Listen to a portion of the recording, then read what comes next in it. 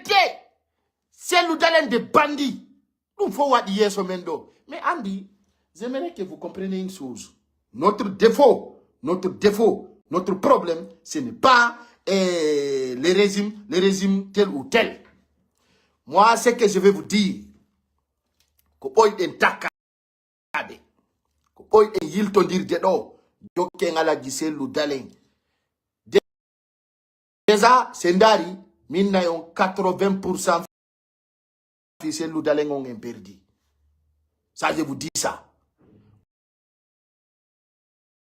Kangonga non, kara ikadi haka tawae. Nango wolanta inde, c'est nous-mêmes qui va voir ça. Ça yande dumbu ya jodi ke du itat et lebi.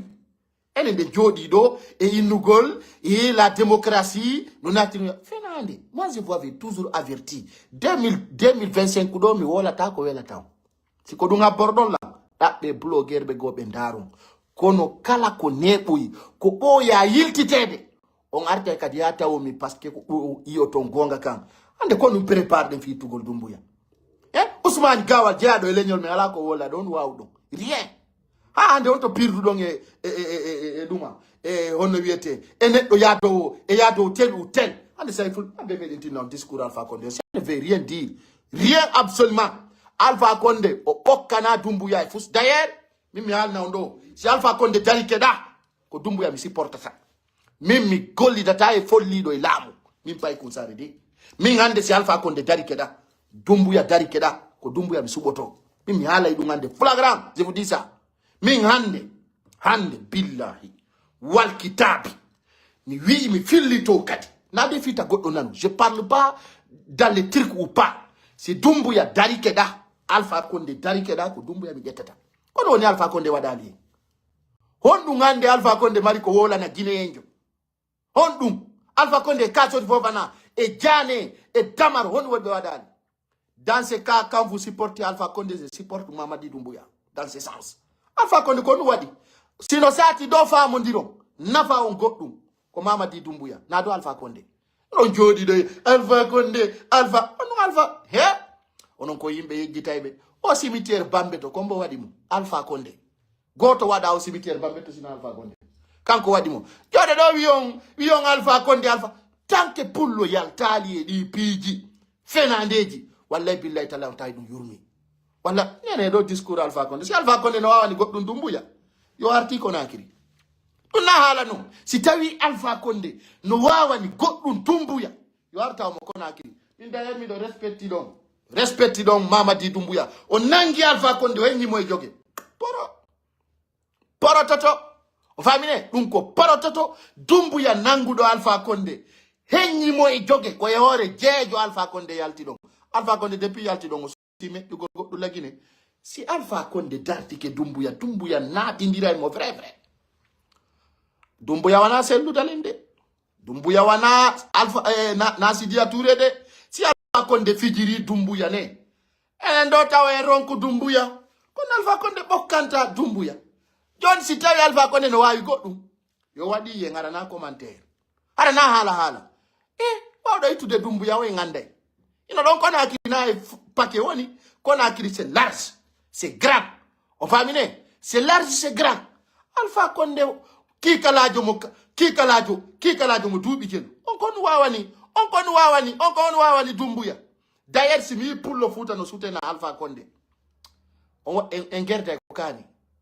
Alpha Condé, 11 ans. Ala ko be teretali do ay bali be teretiye. Hay nay. Hay kulle hay babbi be addi kami. Mais on ko yimbe façon monde. On Alpha Condé on le donne l'amour. Wallahi son supporter Alpha Condé. Vous nous obligez de faire ce que vous ne voulez pas. Mais Alpha Condé et de nos discours makobi donc je vais faire écouter ça. On do yurmi ko Alpha Condé a parlé. Quel Alpha Condé ko théorie on dal ko ente kon théorie ka tay ko gorko yo tawi Doumbouya ko nakiri.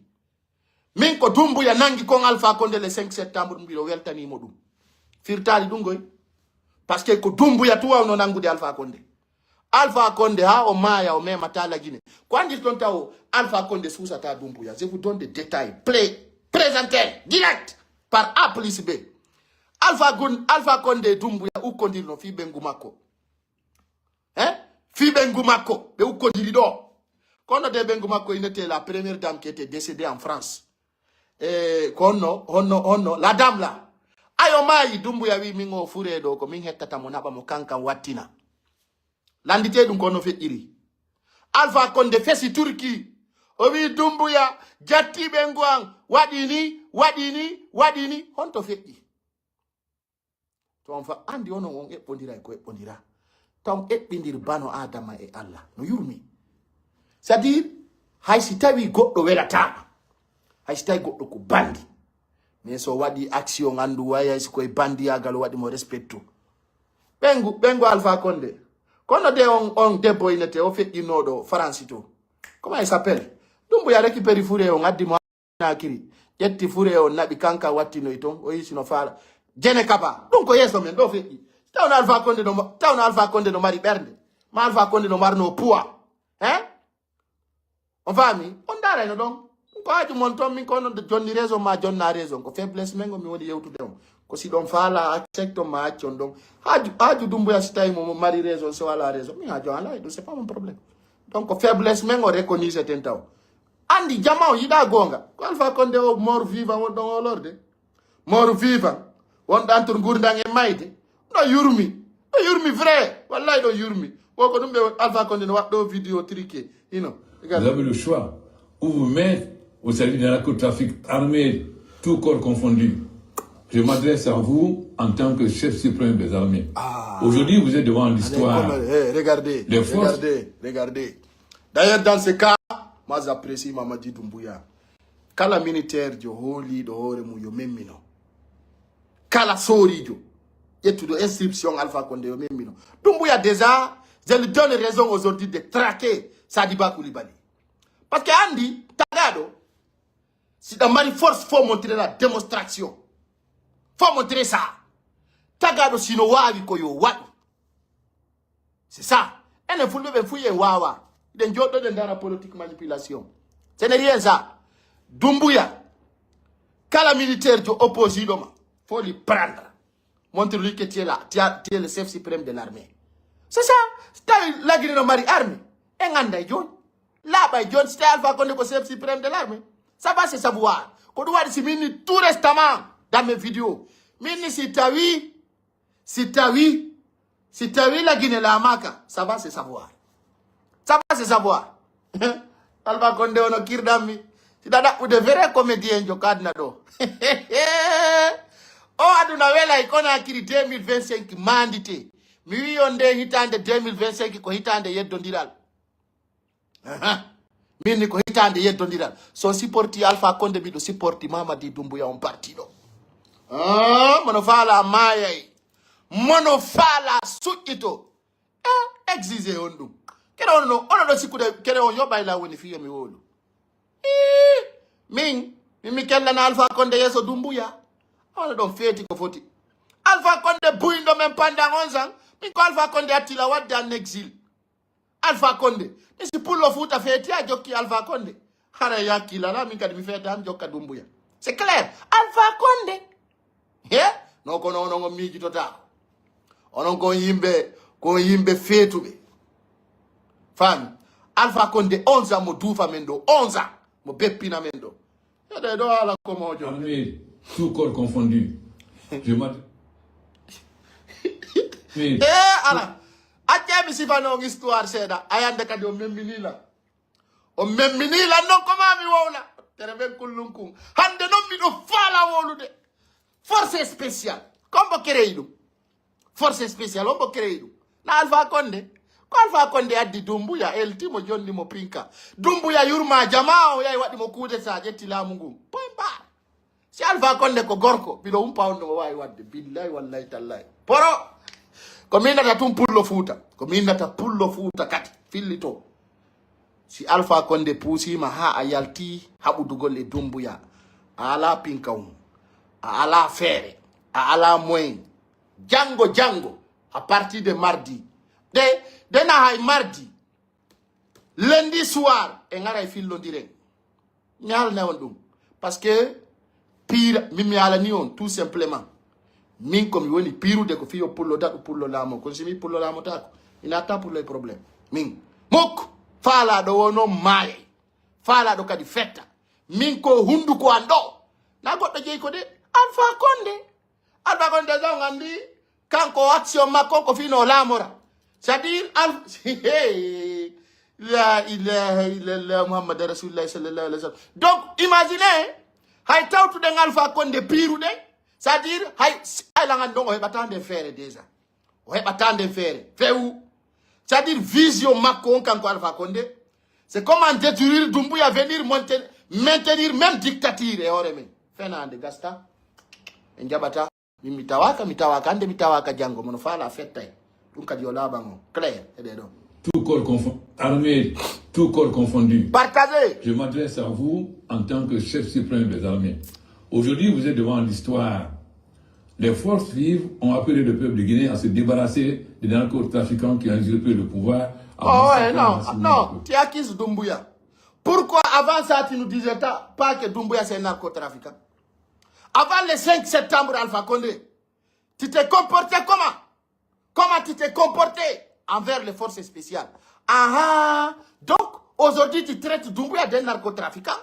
Pourtant, il était le meilleur défenseur de ton troisième mandat.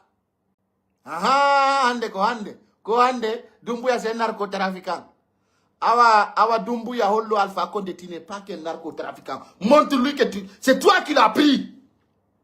Kwa nangimo, henyimo ejoge. Awa komba on wela yodi. No wela mi. No walli na mi verde. Tereve kolko. C'est-à-dire, mi ala ni onde hitande 2025 hitande weccondiro sonko. Alpha Condé, anda marko wala na yimbe na me yiri Doumbouya. Vous avez le choix. Ko me yiri Doumbouya. Ko amme yiri Doumbouya. Rango dogode kala pour le foot do vivo Alpha Condé ray ko faturu. Ranka pullo nafigijo pullo escoro billahi wallahi tallahi Alpha Condé ɗum no wawi wasi Macky Sall kellanama Sénégal fewnɗo Alpha Condé laamu mi aray maayi. Tout corps confondu. Je m'adresse à vous en tant que chef suprême des armées. Aujourd'hui, vous êtes devant l'histoire. Les forces vives ont appelé le peuple de Guinée à se débarrasser des narcotrafiquants qui ont usurpé le pouvoir en massacrant massivement le peuple. Vous avez le choix. Ou vous mettre au service des narcotrafiquants et massacrer le peuple et tomber dans la poubelle de l'histoire, ou être fidèle à votre tradition de vous mettre aux côtés du peuple ou nous débarrasser des narcotrafiquants. Pour les forces armées guinéennes, la défense de la patrie et du peuple n'a pas de prix. Écoutez. Fernande, Woulenara, si vous dites...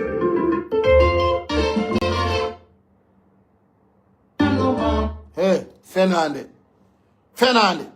Mamadi Doumbouya, je sais que tu me suis en direct. Faut même pas avoir pitié Alpha Condé. Parce que, hande, des pénales, des hold of ça, de opposition, Guinée à la solution. Mais à la solution 1, mais à la solution 2. Dans ce sens, même Mikel Lanta Alpha Condé. Kala kadi gento todo lang. Nana komi wola takon. Kel Lanta Alpha Condé. Alpha Condé. Na kanko yirden Doumbouya. Doumbouya way mo foltade. Yalta wolna ngonga odo tampini lanko. Allô. Allô. Oui. Oui, assalamu alaikum. Kombo. Ko Pai Kusare. Ko Amad Djougou bari. Oka nga 21h30 no danan s'il te plaît. Allô. Allô. Hey, mais alors non. Je vous dis carrément, comme je l'avais dit, entre Alpha Condé et Doumbouya, même Golli Data et Follido, je préfère Doumbouya. On va, et ce qui reste clair, Alpha Condé, c'est-à-dire c'est une mise en scène. Alpha Condé ne peut rien contre Mamadi Doumbouya. Dans ce sens, Ming Païkou Sare, à mes consciences, je vais zirer sans trahison.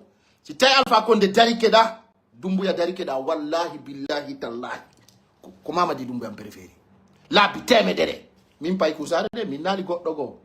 Mono fala maya ma acca donc. Poro, on golli dabe yimbe yambe. Allô?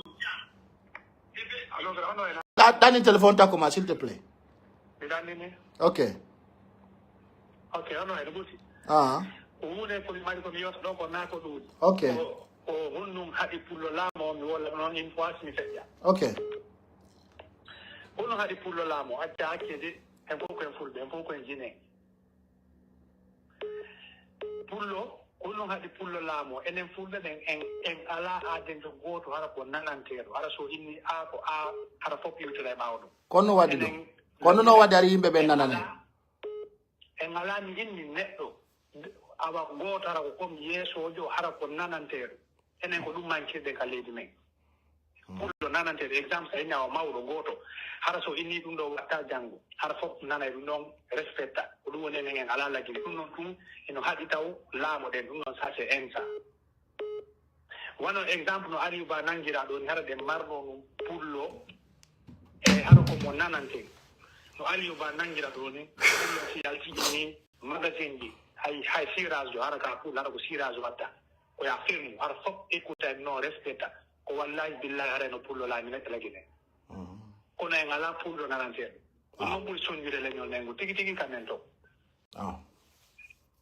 ɗum noon ino soñji leñol nengol deuxiémement ko ɗum mari komi wiya ɗon katto ɗen katteɗen ɗo fof de yeesoɓe men ɓen par ce que ko na yata si laamu ko laginanami yata si laamu ko lagini ni yeesoɓe wonɓe ɗaɓɓude laamu ɓen ɓe faala ɓen ɓen ɓe ɗon si ɓe kattike katte no fof Mamadi Doumbouya nde mo iwa hara ko sigijo aroyta hara na suulijo yo tawata ko pullo ari de si pullo laamo yaaki ɗon hara ko sigijo goo laami hara na pullo hara génération men on ray yo sooɗo laamo combo ino ma Doumbouya no fokkitita no a faamaali hay so tawi woni ko fokkita min ñande o iwata wo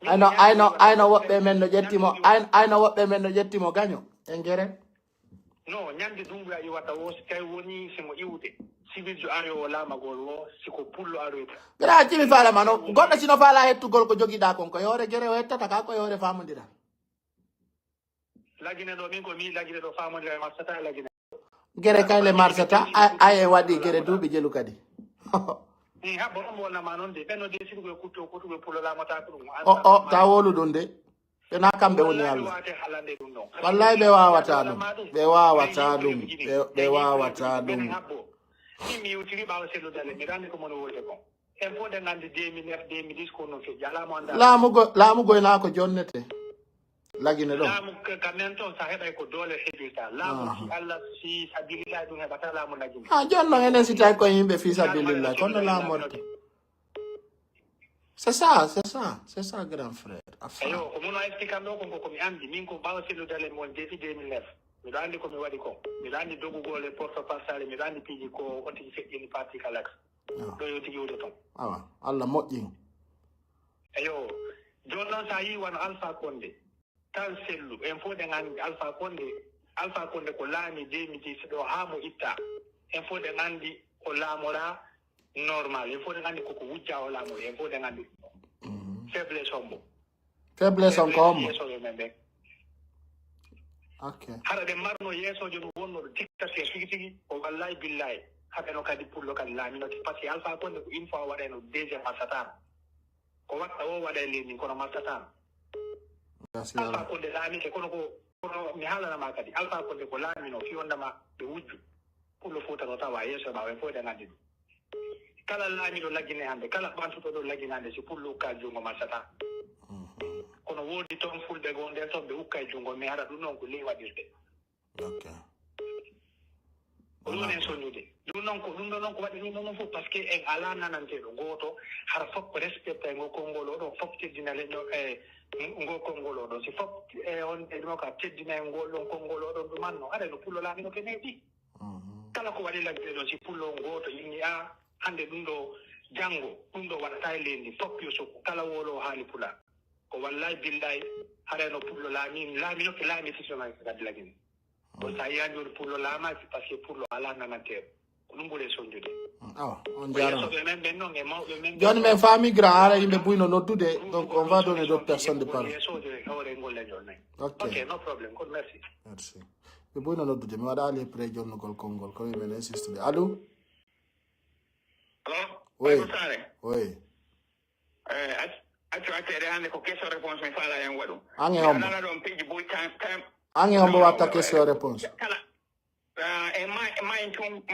yimɓe kala intéressé no ɗon question famay donc miɗo wadde question waɗa réponse miɗo nana yimɓe ɗo inna mamadi nino mari fulɓe boy ko gouvernement makko ɓuri ɗi gouvernement ji fof Ko mi wowli ɗum na goɗɗo wowli ɗum ko mi wowli.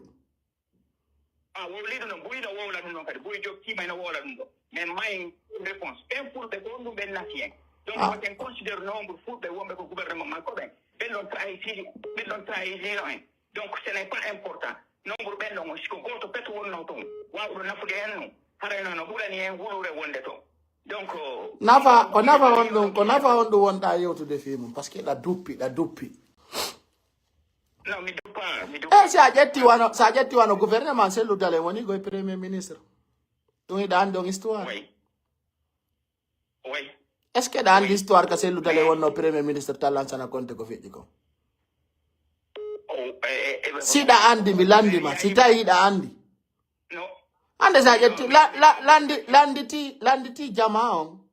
Fewndo selludale wonno premier ministre ko on ɗum o nafuno fulɓe ɓe. bon ino ɓuri ɗo ko jukko non ko ɗum non mi humpa ko on ɗum o nafuno fulɓe ɓen fewndo wonno premier ministre c'est ça la question parce que naya sikku na fi meɗen bambude e minen meɗen andi piiji buy lagine men suruɗi tun donc si tawi a anda no piiji ɗi walori lagin ton ara e anda sa yi ay mani kaɓɓen no sattini fita selludale laamo no woodi koɓe rewri toon piiji buy no anda toon donc no woodi piiji andaɗi goy donc accen selludalen ɗon joni moyen joni no min komo woni yawde essentiel amon ko fewn ɗo ni selludale ala lagine nayi ɓe liɓande fulɓe ɓen cuuɗi maɓɓe ɓe sokkude ɓe waɗa piiji ɗin fof wona yo wi tun ko ɓenen jokken sellu mais wona kanko moni wolde ma goɗɗo ko ko défensement on koko waɗata ɗo koko jokkuɗa ɗo ko ɗum ɗo fof duwa jokkude koye ɓe are tout koyo e are tout tampingol musidɓe men ɓen fulɓe ɓen ko ɗum ɗon du waɗe littude fimum joni en tawi en ala hette pouvoir on donc walli classe en ɗum ɗon côté joni moni ko ndeno yaa ɗon ɗumanno cuuɗi yimɓe non kono andi accino mi landoma asid andi est ce que hiɗa andi avant Mamadi Doumbouya laamade ari cuuɗi fulɓe no liɓede oui mais ɗuɗirawa joni Lansana Conté ko liɓuno ko non haɓɓo tun tan Lansana Conté anani ko ɓe wolayno ɗon fi kapororay oui anani ɗum demudula tan Dadis Camara ɗa andi ko on to yon to liɓa ɗandi tan Alpha Condé ko on to yon to liɓa Mamadi koko waɗi ɗo fof waɗino ari Mamadi Doumbouya arali na Mamadi Doumbouya feƴƴi hay tan selludale cuuɗi liɓama tan ko fewndo selludale woni premier ministre ko fewndiɗo kon jokken ko fewndiɗo ko fewndiɗo kon noon kay ɗo ko France de résistance ko fewndi kon ɗo ni ko faiblesse opposition on parce que a wata noddude yo yimɓe yaltu a ala ka terrain ko ñiiri weli wo goɗɗo watama ñamminde ndiye téléphone ka ko on tigi welatama o min mi sikki ko aninen fewnɗo kono Aliou Ba yaltira Aliou Ba mo mi fottuno ko mars New York ɗo ko on duwan etuɗen no yaltira e pi kadi waɗen donke koɓe woni yamde e yimɓe ɓen kon toon ko ɗum tigi waɗe joni si ɗum waɗay nam ko ma yimɓe ɓen yaha heɓe représentant ka leñol men yahoɓe wolana Doumbouya wa ɗum ɗo men falaka o inna kanko kadi ko ɗum ɗo watten fi en daɗu fi hon ɗum par ce que wonɓe ɓen o sende gouvernement ɓen alaka kinapede donc wona ɓen kinapede no wodi ko ɓe wona kinapirede no laaɓi ko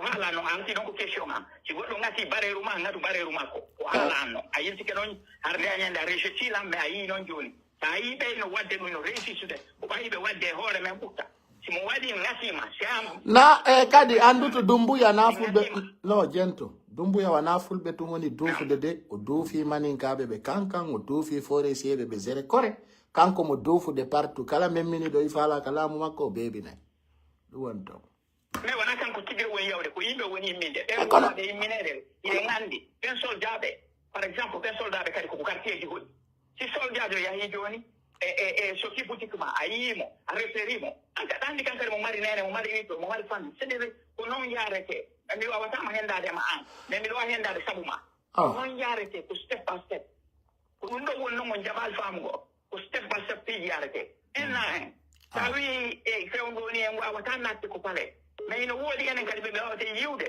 be ko pale wulla ko non yarate kanko non dumbuya go andi kono woni afama ali dumbuya kanko ay be golli data be ngocha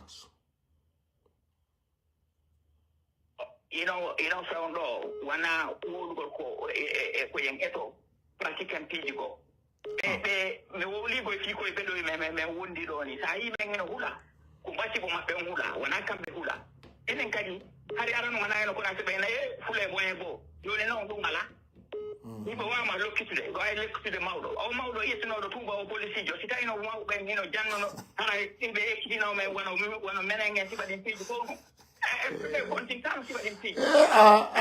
garage do ba yo lele garal na siko de bela mi be kanyu ngara no jodi andado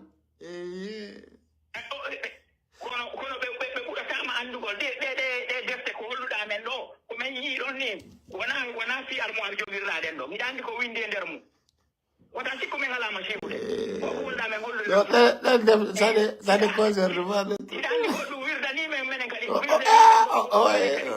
me ay mi anda accu hakkede ko sere wonde mo be ko andi ko yo hollu dum do duito gasi jodi ala problème en wallindirali ma yimbe go no dudi ko line mi accida e woni ko en wallindirali en wona e rundo hadna lanna kono mandube goddum ko suudi ko yaltina en wona non fo wala ko kene kono mo be ngino jodi ko burure no nyama ton duwanomo be itta be lumano sufre fe ngino adambuli e ne hersa lay dammi jonna be nyama be duwanomo kono hetirte en yeso tama jamais ale albarka ajarama merci bon on andi si nama affaire premier ministre c'est l'udale mais comme wodi kon ko vrai c'est l'udale wonaldo premier ministre chef de gouvernement mais ko gonga labu ka na ko non ardine hakkil be wi si yimbe fotata be gerdata on yona do sikude go kedo sikude men hulayo min ko duwa do ngandude taw mi hulali mama di dumbuya wana c'est l'udale mi hulata di si gonga kam memmina ma 2025 do men wowlay dey menen nde hitande do mi wi on waray lan ma accio mi wala kon fala kono mi wowlay ko mi andi ko kono c'est l'udale ndogane. Pourquoi il a donné la raison à la justice guinéenne? C'est ça, Ousmane Sonko. Fiondo wi anodo imo doli jiwo. O wi no ko fenande. Gerda wi ako fenande. Gera haronka wi ako fenande. O yai prison dara ako fenande. O yalti prison dara ako fenande. Fok tadi jama na jodo wola. Onon do yurmami pido yurmami onon. Onon do yurmami. Wallahi do yurmami parce que on yida gonga. Mais non, firtali kadi ko mi haali ko 2025 do en geray net ya yin ko no inna do wota on dara mi so dara la ngom maye parce que min force tago do dara kono gonga kan ko ma wowlen kan ande aliuba na mo soki kono wadden sina en gal don na yurmi la litti liber go ala jerewbe la litti liber ngasta abomita ami bloqué te capable de savoir le numéro. Voilà, attends. Dans ce cas, rappelez-vous, les infos sont très claires. Famine, mimi wawata inde goddo ko zere mako fo kono lady 2025. Me wolta ko mi yali. Me wolanta goddo fi yo weltode, dum yo la ban fo mon fala o fala do défendre ko fala. Allô. Allô. Allô. Allô, Aïdra. Ça va? Okay. Oh no, ara mi fala fekkinde do yewtere ko. Okay. Ara mi negra mi famale ko ndunge laamu fala de. Oh. Taw onon do yimbe do yimbe benta yaltu manifesto. Na yimbe be yaltali manifesti aduna fo yahi ko honno fewdi kaleti me yimbe be yalta manifesto fino da de la.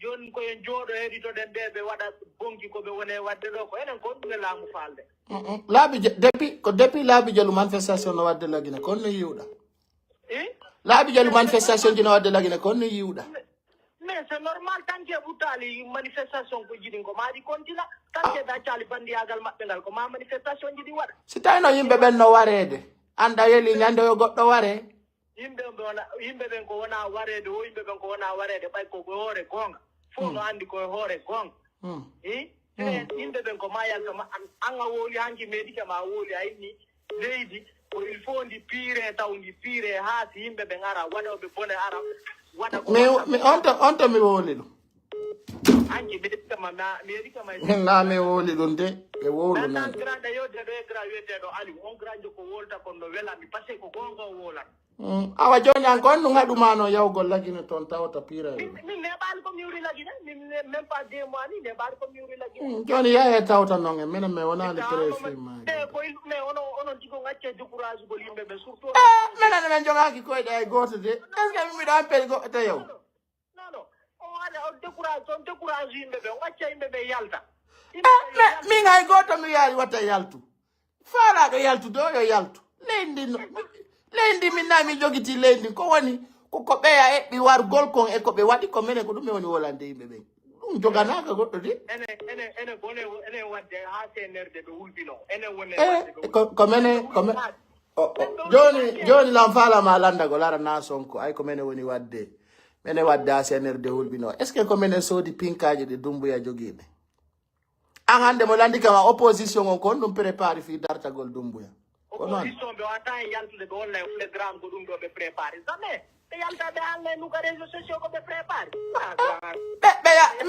menen ɓe wolani men ko ɓe préparé kon on meni non min mi haalante si tawi an anda ko ɓe wi o koyo jama o yawka place publique dare wiya yo dumbuya iwkalama ko ɗum ɓe préparé fusinano mais ɗum ko on ɓe dowa wadde ɗum ko kamɓe duwa wadde ɗum hay kamɓe daɓɓude laamu population o si population no inni ronki population hay personne wiyaali ronki awa joni habbo le 6 janvier 20 heures a noddalan ɗo yewte nan grand ara seytinani ala probléme noddete min koy ko ɓaye wayrindiri mi fuɗɗitoro masiwde depuis 2000 kasi joni le 6 janvier manifestation no nodda Conakry si 20 heures yoni ko janggo tun a nodda e ɗo ara kadi fillodire nan ayni jama ronkali ka jama on hay personne ronkali yimɓe ɓe yalta yimɓe gasi joni le 6 janvier si Allah jaɓi la yewtide payle préparide wonde yalta laaɓay ala probléme min komi toroto on tun hacce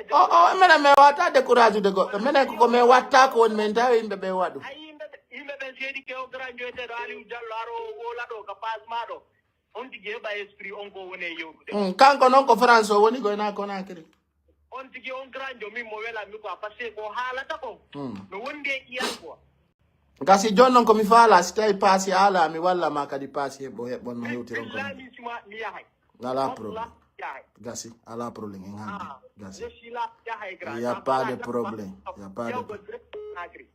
ala probléme nan kono noon adduma Dakar ga fewndo non Dakar ga ari ko bureau a wonno c'est la moƴƴa donc ɗum mi acciri ɗo a jarama ok merci geray allo oui allo naam inni ɗo bay kum sare sira faala a wola tayme otti wonɓota yaltu goto yaltata ɗo min onno jama on ila 2010 ko o programme ɗo ɓe jogiti ɓiɓɓe yimɓe ɓe yaltu manifesto e kala maɓol ɗo ila ko makarena ñanda ko makarena ma ko makalera onno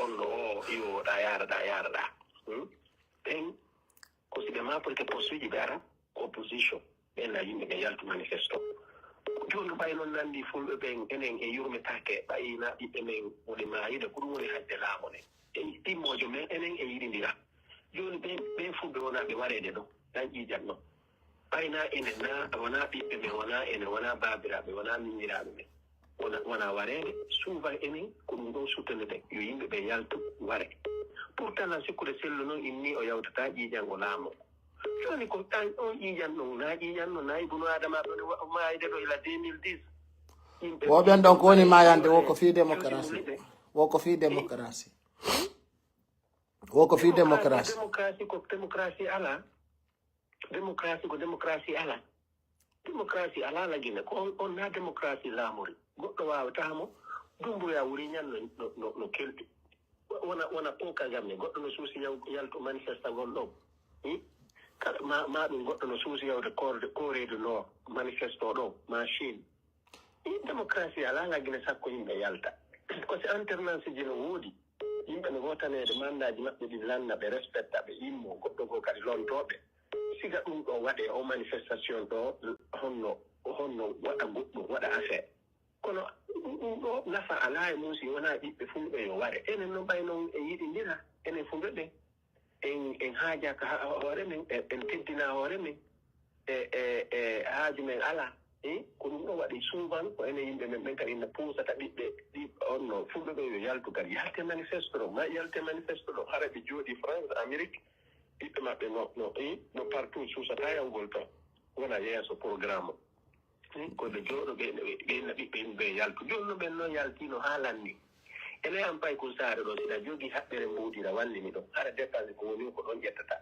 mbuuɗi go alaa ɗaɓɓude mbuuɗi fof sina arugo ñanno ƴetta ɗo ɗin ko ɗi duuɗi o naaɗi lanne joni ay buyno noddude joni men jonna woɓɓe konngol noon ko on probléme ko ok habde ko on probléme ɗon marɗen lagine ni honno pay koye ko lanni maayide yeruɓe heddiɓe men ɓen ɗon dogii yalti d'accord joni yeru wonɓe ɓen ɗon ɓen corompanoma jonnama postuji woɓɓe ɓen jonnama mbuuɗi dolle no ñaami no jooɗi ala wolde hunde hannde kadi en waɗi ɗum ha nafa fus e yiyaɗo ko laamu mi sikkuno faalame na poste ministére ni o société civile ɗo kadi no maapi konno ɓe ɓiyata poste ji joni ɓe arde kadi ko fulɓe ɓen ɓe heɓira poste ji par ce que man ɗo woni siisi ɗo si tawno ɗum laatotono kono yimɓe ɓe yaltata mis ko nowaya wolta fiiɗo yo yimɓe watta mi wolay de min na goɗɗo ayna goɗɗo jeeyi min mi wolay grand goɗɗo ala feere ɗum mi wolta sama kala par ce que yimɓe ɓen yaltata yimɓe ɓe ronki o plan ɗo on no sta plan go ala no opposition gedda fino hettira laamu ɓe inni kamɓe ko voix legal ayne legal no lagine ayne ko legal ɓe jooɗi joni buyno ka ligne aray colotire kadi jonne woɓɓe yewtere kadi ha janngo ok merci. Beaucoup des appels manqués. Appelez-moi au plus 221 78 142 62 28 pour donner vos informations partout en Guinée. Recevez-nous en direct. Allô? Allô? Oui. Danine non téléphone ta comment? Danine téléphone ta comment fille n'entendir. Imbe bouino no dude. Voilà, mimi nalta go fala do jokku IFDZ. C'est gagné des ministres d'administration territoire on wawa yandude ko fewndi. Min ko mi mari ko mi wi'a do. Le 6 janvier, mimi jogaki koyde e goto kala nanano wala yo heju kamum kala mo nanali du yo yaltu ndara. Point de départ, vous allez comprendre. Vous allez lire l'air avec Doumbouya, hein, je vous promets. Allô? Oui, allô, assalamu alaikum. Alaykum salam. Ok, ko bari Amadou Diogo munene. Ok, grand. Mi gentike don grand jonane indo kanko mo wela mo kona ko yewtede. Ok, la briefing on grand ko wonno ko wadde no weltana yimɓe genti ɓen kadi ɓe tora mu ñangol woti yewta seeɗa quoi. Ok, tu as 5 minutes, hein, parce qu'il y a beaucoup de personnes qui appellent. Ok, ok, grand. Mi inni. Awara, oui, appelle. Veuillez ne pas quitter, votre correspondant est en cours. Allô? Allô, Ndiaro? On jarama don e jam. Ok, min gan mi fala wolde ɗon 2 minutes quoi. Direct noon mi no tigoy. Mi ande. No doɓɓe ɗo fof ko direct on noddude ni. Ok, joni de toute les façons ara mi salmini jentitɓe fof quoi. Ok, quoi. Alay comment dire ara min miɗo falama nandade ɗon hunde wotere fay aray nande on de kuɓɓima sihude aray gila ɗon te kon gila 2019 on tino sihude makko a faami kono miɗo falama nandade ɗo hunde wotere wona fewn ɗo ka wonɗen ɗo an on hakkude ma allah hiɗa faala e selludale laamu walla mi yalno selludale laamu rais miɗo faala no naɗo mi landi batiɗa faala no faala yo laamu kono mi yaali poids makko no laamora. Ok, joni ko fewndo ɗo woni a yaari ɗum walla gila fuɗɗiɗa Min ko fewndo mi parce que min hari la ngoli selludale ɓuri hoore Allah sikkude le 5 septembre le 31 décembre feƴƴata hara selludale hewtali Conakry mo wolanno lanɗuminayno ko fenade kono ay tun selludale wawali hewde Conakry no wodi ko huli ko maygol e sokede donc hulɗo ɗum memata lama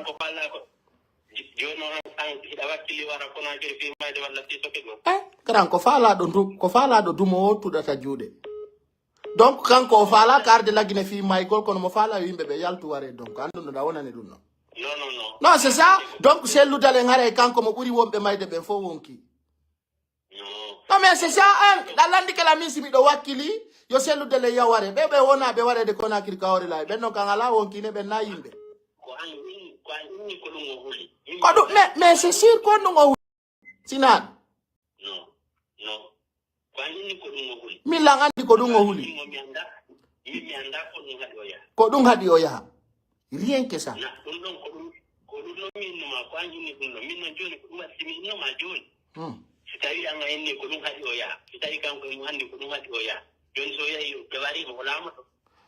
grand goɗɗo mayata balɗe mum lannani haysi ko honto de wonɗa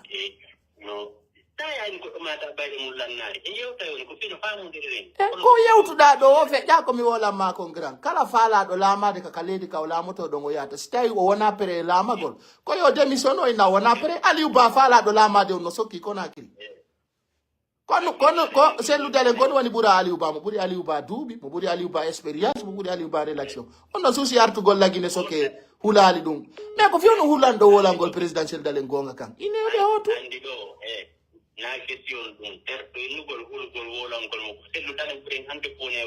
kono on yoni wadde ko anduɗa ko sifanata men ayara men anda ayni ɗa andi ko selludale woni wadde ko non menen men humpa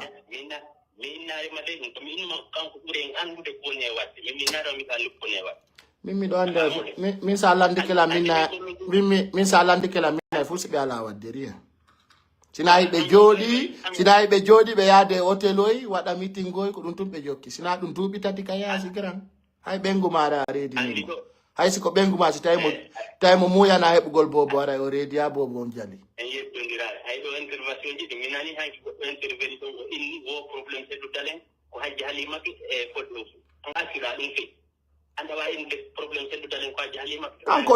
kanko ko ɗum o wimo andi min mi anda ko andi de min ko mel libre mi wi no men andi am kwa joma kwa no wodi piji go hay tawi par exemple min nata asanji wala asanja e dum ko ma yalla mi haja ka de pi no wodi piji go parce que avant dum déjà avant dum wodi mo jaɓa tan yo ko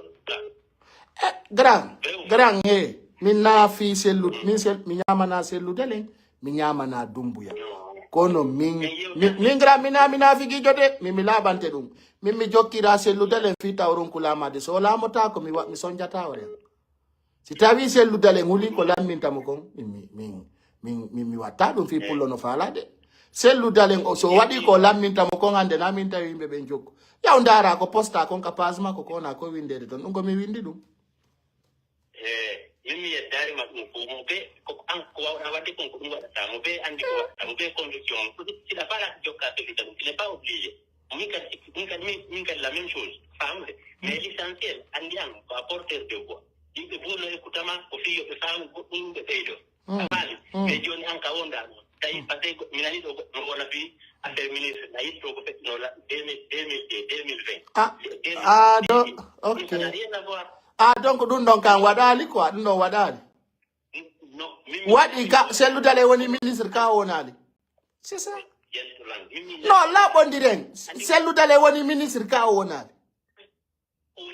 fewndo wonɗo ministre ko ɗum o waɗi ko ɗum woni komi laani par ce que andi na yen sottu raison o selludale golli ka régime lansana konte ko sabu ko golli kon ka régime lansana konte ko ɗum o huuli aɓe woli o erguine o dogi c'est clair kono dogini selludalen Conakry sina fewndo ɓe woli fi erguine Alpha Condé ko combattre kon Alpha Condé fo o meeɗa yiwde Conakry ka meeɗi yiwde selludalen no yiwi Conakry tan Alpha Condé fo hay kala ko jentotoɗami min grand écoute moi min selluda kami hulal ɗon dumbuya na selludale mi hulata min ko mi mamirawo no mi halanta min andi min andala min lando mama sorobe ambe min ko mi tanirawo Alpha Boubacar Luntan min futa jalon fewndo sinta ko mamirabe am fuddi donc sellu dalen si tay jama hulimo wolangol gonga yo hotu o dabbalam dale sel dale ile dale 3e âge tunta yo labane sellu dalen kala ko jokkude mo do yidude mo yidata sellu dalen buri mi be pila fi sellu dalen min gardi be dumbu ya pila ndo sabu sellu dalen est-ce que sellu dalen men engage to wala dumbu ya gonga kanko hula o jodo France ma Côte d'Ivoire ina yimbe be yalto mbo yaltata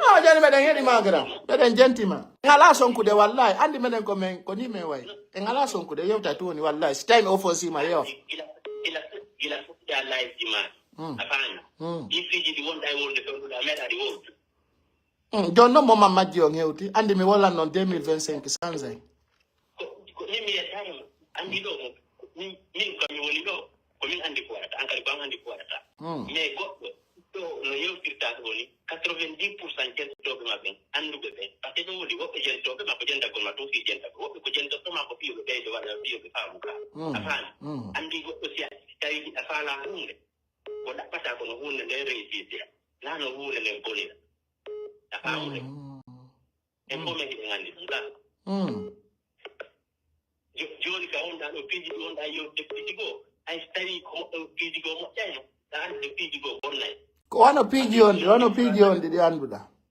piji onde wano honde joni anti go darika panel maro ay ni ko asi pour le selu dala yo lam undi dar ni ko hajjali ma ko le bonnande selu dala da wasi de mu fet si tay no kanko mo andi ko o jonnano raison ji makko di on gondo dum ko fenande no himmi jonna anko on holliri dum ko fenade joni ko no hajjali ma toni wadde fiyo selu dala lam ko anduda en lajine yiddo selu dala animo fonu andi hakka salima no na dum do melandi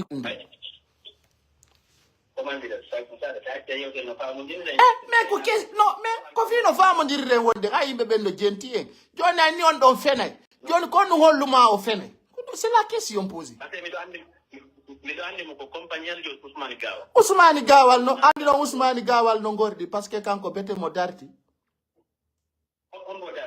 mo darti fo mo darti ay selu dalen woni no goto tawata on tawata hay goto sina kanko ko dum o wiuno hande ko don fewndi le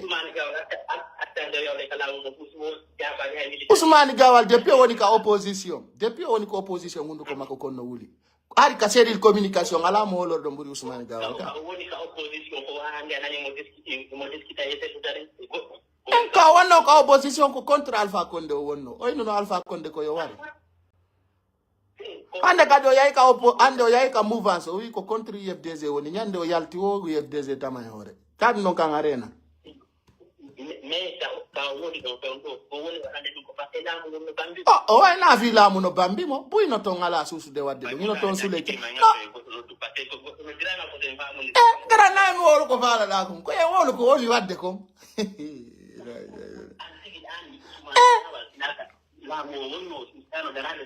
kono ngo hulayno Ousmane Gawal jabudo laamu ay jungo babe mum ayal dundo ma bonne chance l'essentiel ko min nayma tali min natama ya ko se dale wala ta jo mais l'essentiel ta wonu sabu mimi wata wonde sabu mimi ala hundu ko hay goto waw ko ferenu de goto est ce que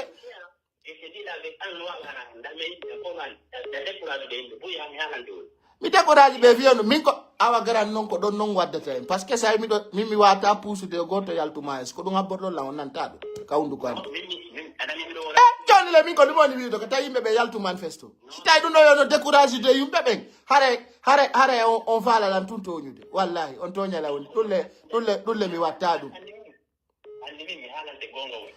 no na gonga kan foppu na min décourage yimbe ben ko sellu dalen do ada wolande kan gonga ko sellu dalen ukki yimbe ben nambara dogi parce que si sellu dalen no kona akiri no goddo décourage to noko sellu dalen ala ka letto ya ko mi on décourage de yimbe ben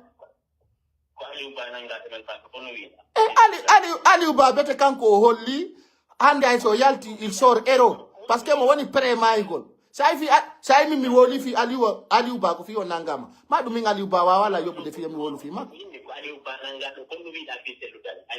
Jonno so ande on apere yahugol yo jodo wombe ben pere on apere si tay no wata darta de dumbu ya moy mene rola me on ko dandugol le nyongol fita be ware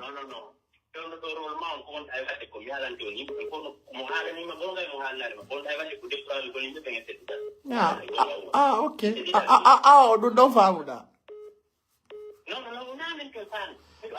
mi be do no go be apporta sa ko tawata na ko mi woni ko wolude stano ko fenande mi wonno wolde nini ko yata 1500 personnes darde do be do fo feta be do fop be reni gonga kam ando gran ko woni problème abotumi alla ma ko sigama buy jokki selludalen ko dum kalimo darugol fenande den bambana do selludalen den fenande dum no tawa ko lori selludalen andi nyande gore bawri yewtuno men dum o inni wallahi ko yiyo tonko o mawdo mo jokkudum c'est-à-dire buyno jokki muno bambani mo fenande tanke yimbe ben famal dum selludalen hettata lawol handele ko dum woni yimbe ino gol selludalen taw yaw o darto justice ko tonya dum taw ko bambangol mo fenande wi gol selludalen yo wonu dalle pay étranger o lamoto lagine ko militaire de lami dum ko fenande ino go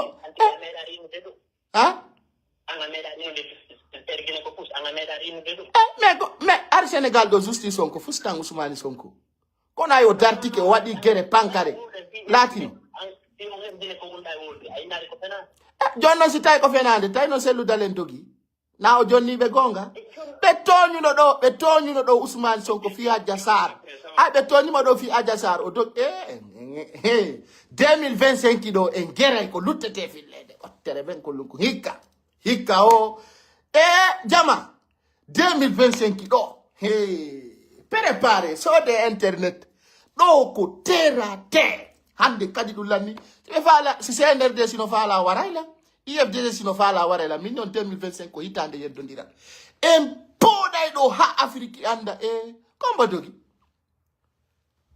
o fa on dogi la bondire mi yimbe ben no jokki mi ko no jama jokkala yore fenande jama jokki la lankadi sabu goddo si don fala on yenne si don fala on critique mais la vérité sera la vérité ande Ousmane Gawal il est au sein du gouvernement o averti sunon kadi o yongo ton tawata sina kanko awado wulay do so fay par parce que kala no do njete kadi jama on il faut que les gens savent une chose so oui la lutte libère awata jodade dans les pays occidentaux il y a la lutte libère en Guinée jama no jokkila awa ikano ande importance sango cette fois-ci là na do l'église na do sikudari mimi bokay fuyi o ngande ari me nyokkana on tu woni jonno do so wi goddo yalta e ma ya onon dadon piji buino fedda do miren jento men jabota ko jonno men desidi jabagon goto maya tala Guinée fiyo selludale mayo anato dum non hara ko dumbu ya noddi goddo yalt menen fusata destikilde yaltudon dan ça c'est clair si tay ko do wiwdon dumbu ya no sodimi hara o sodi tila voilà ça c'est clair mi ala na on kono wona tan nil mi je ne serai jamais nil parce que mi on contribue ay ko mi woni ko na onon kere yimmi min mi kere pas argon tawdon mi donc ka gonga ka hulu yimbe ben ko woni on suudude ko mi so tawno de min na ko do wali taw mi wi mi na goto woni mi dépensude na goto woni mi nyaminde na goto woni mi yarnude c'est-à-dire tout ce que je dis ici le tay jutata en fottay do le 6 janvier kiki de 20h la on diren kadi yon kadi kon fait de la Guinée parce que kono goddo wadirta gere wala hayfu sel dalen pendant 15 ans imo pirude do na pinka o mari na Alassane Ouattara ko wadi ko na ko Adama Barrow wadi ko na hayfu sel dalen hore mu wi on kumpital o wona li preta o tugol tazo talo no dumbu ya yanirta en don diri en tout vous allez comprendre voilà allo grand, assalamu alaikum. Ari akupi? Ana ngari mi kupi ko grand ko Amadou Diogo bari toujours. Grand ko Amadou toujours c'est ce que tu as parlé Andy il y a certaines personnes wallahi en première position daw ana tout en colère ko gonga ma yimbe ben daro ina ko dumbu ya jebdu ma gordu ma ko dumbu. Non dunno fo mi do jabi yo jonna me rentre banda. Ɗum no fo ko gonga ni kadi mi wola ɗo kadi devant public si dumbu ya jonni lambuɗi mi jaɓa mi ñama ɗum goɗɗo ara feere ɗum mi wi na ko gonga ko min si dumbu ya jonni lambuɗi mi jaɓa mi ñama qu'est-ce qu'il y a si dumbu ya ƴetti ɗo $100,000 $200,000 jonni la mi ñama on a parti fi Argol FDZ, on a fi parti RPZ, on a fi parti Doumbouya. C'est comment la Guinée va avancer. Hein? La vraie démocratie, ce n'est pas juste changer de visage à chaque crise. La vraie démocratie, c'est bâtir un système où chaque citoyen peut s'épanouir, où nos ressources servent à notre développement et non à enrichir quelques-uns. Essayez de poser ces bases. Mais là, Johnny, mon frère, comme tu as 5 minutes là, Johnny, quand on a dit tes manifestations, en ala kale de la Guinée. On peut parler, c'est nous dans les sidérés qui l'ont de manifestation. On va nous dire que bien grand, qu'on fait dans des noms. Quand on a des manifestations, on a dit que ma commune est opposée à ma commune à la manifestation. Quand on a des manifestations, on a dit, quiconque vient en Guinée ici, en tant que les gens qui vivent là-bas ne changent pas, le pays ne changera pas. Un seul, le goût, tout en tant que pouvoir changer, il me fait faux. Non, il y a des goûts sans taper pour l'autre de haut terrain. C'est nous-mêmes qui devons changer. On a fait IFDC, on a contre IFDC. C'est comme on a dit que Dieu pour ou tu n'es pas pour. Tu n'es même pas pour. Alors, on va la famille les migrants. Nous n'avons pas s'il ne travaille pas, ce n'est pas pour lui. Donc, les forces vives sont là, ils clament haut et fort. Ils ne reconnaissent plus la légitimité du CNRD. C'est vrai. Pourtant, les représentants continuent d'occuper leur siège au sein du CNT sans manifester la moindre volonté de démissionner. Tu vois, sur quoi les partis politiques dont ils ont ici n'ont entrepris aucune action concrète à l'égard de quoi? Ce qui contribue à entraîner une confusion préjudiciale. Donc, on comprend de grand. On a comme on la Guinée. Si tu as un pouvoir, non. On n'a pas eu un président qui connaît d'abord quel est le problème de la Guinée. On a répondu aux questions. Il s'alterne au pouvoir. Parce que ce qu'il est en train de faire, c'est une manière de repousser mon date dans le 6. Si c'est au Tigadaïa, ils vont repousser une date encore. Ou voir une manière pacifique. Aujourd'hui, on est venu, on a concrétisé ça et ça. Donc, il faudrait que Méhago une date ultérieure. Betawa donc andi ay kambe be prépara ki betawa ay donc bala samura il est là-bas, ils vont gérer vis-à-vis lokaire ba Ousmane ara mi fotte mako grand j'allais mi yota no moji ori ngasa peut-être ko gonga ko ndako mi kadi be se kay la non de wotere e ko be dara to non be jetta IFDZ be jetta ba uri c'est un vieux. Non, mais écoute. On fait le nom, non. Baouri, non, attends seulement. Attends. C'est le Daleng était premier ministre chef de gouvernemental de l'Ansana Conte. Mais ça l'a dit que Bekono Bewan Noto. C'est le Daleng ko wali yujo. On va wanta président ko ide de wonata. Au fait, il a ko wanta président. Wali yujo na mota ko ndunta ko nous donc un nom d'abord. Yo be itu IFDZ ma go yo be adange. Qu'est Aliouba na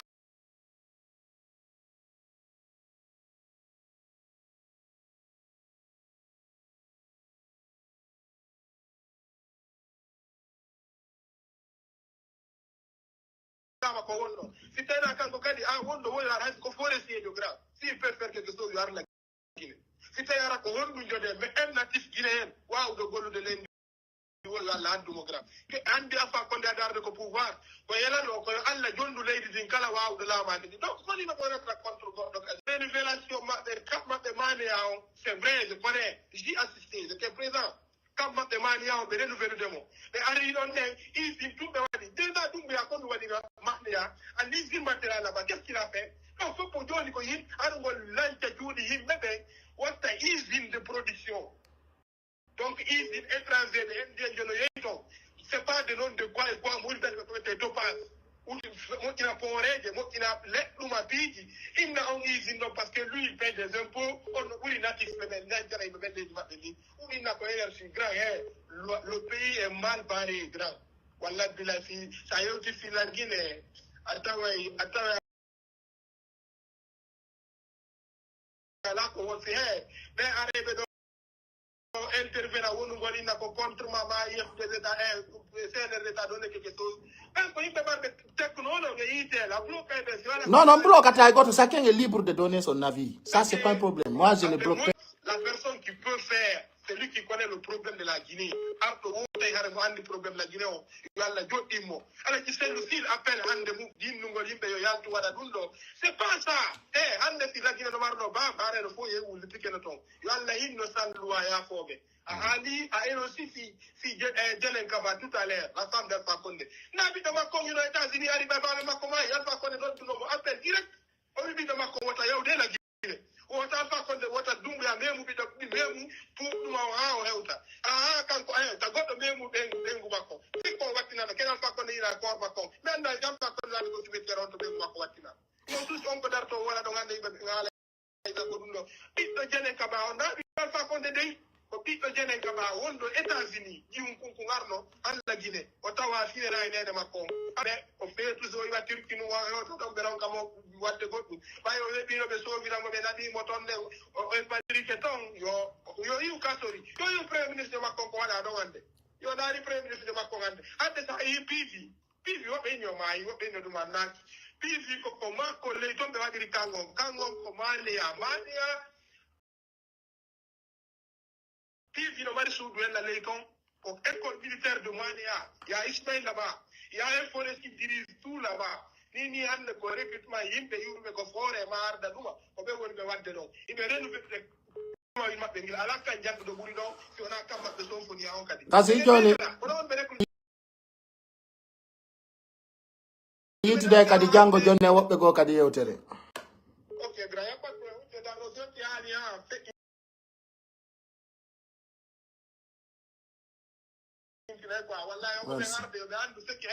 No.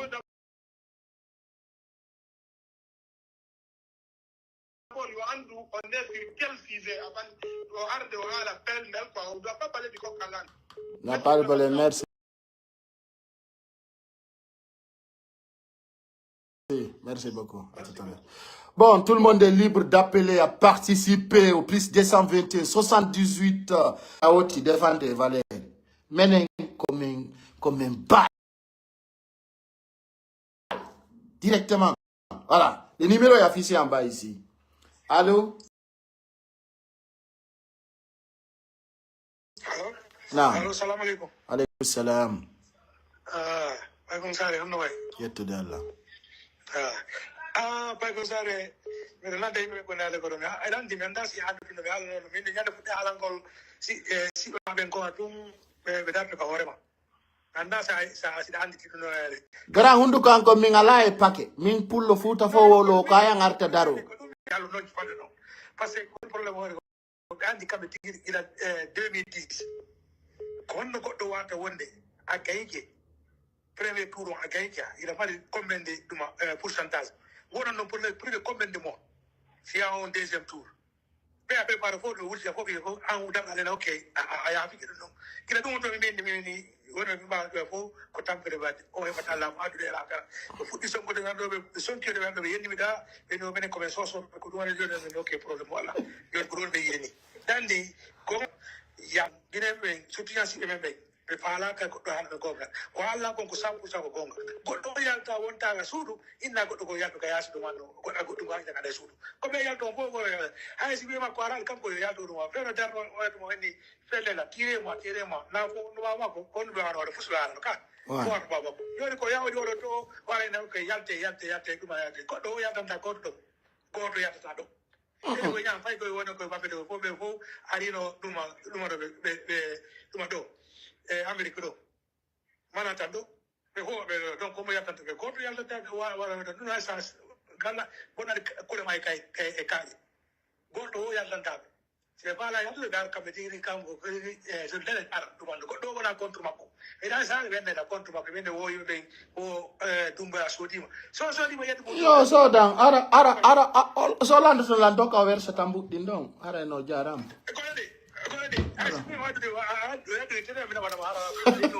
no me andi me ko boy den do ko gonga won dirante ko gonga hay so min to adi dio be nawante di ka na dum ko damu galmo do ara ujungu mo wana kinora watu me tuma me 40 na dum so ati budi ati nyamali kono honto di woni mimi yaadi dinta no ko dum no ko be nyande ko dum ndi si wadi yadi nyamali problème wala ko ke ba me foto ime ko dande ko vota teto ko dande ko Gara 2025 do mi wola no be sitandani goto mi bambanta do fenani si dumbu ya baby ni me wola si men baby ni mo me wola ko dum wonde me wolta ko goddo wada merci beaucoup no ko mi fala ko jora hala wala nani wota ta decoration no ade decoration ko to ko hiko ko dum dan ni ben fini woni dan di ben be aleno o tumari dum Facebook ala dum no fola dum ala dum do fo wuri digite awata dan ko alta ina wala jo sai ni ko ni kai hayre yadi Senegal dom men dara kai te men dara kai sa ko se kai hayre ne yadi Senegal wa ko hayre yadi ke men na ko al ko alta men tokka ma diet ma be yal ko on ko do man ko donc ko dum tabi jottu la ka bui no dia ora be yo ma tere ko sa di budi nyam se la wa ko kora se ala problème sa ne ko kora se am henda gito no min ko be min ko jandi ma ko kora se ni ni be ru ya ra ina ne ko ko to e be jona e na problème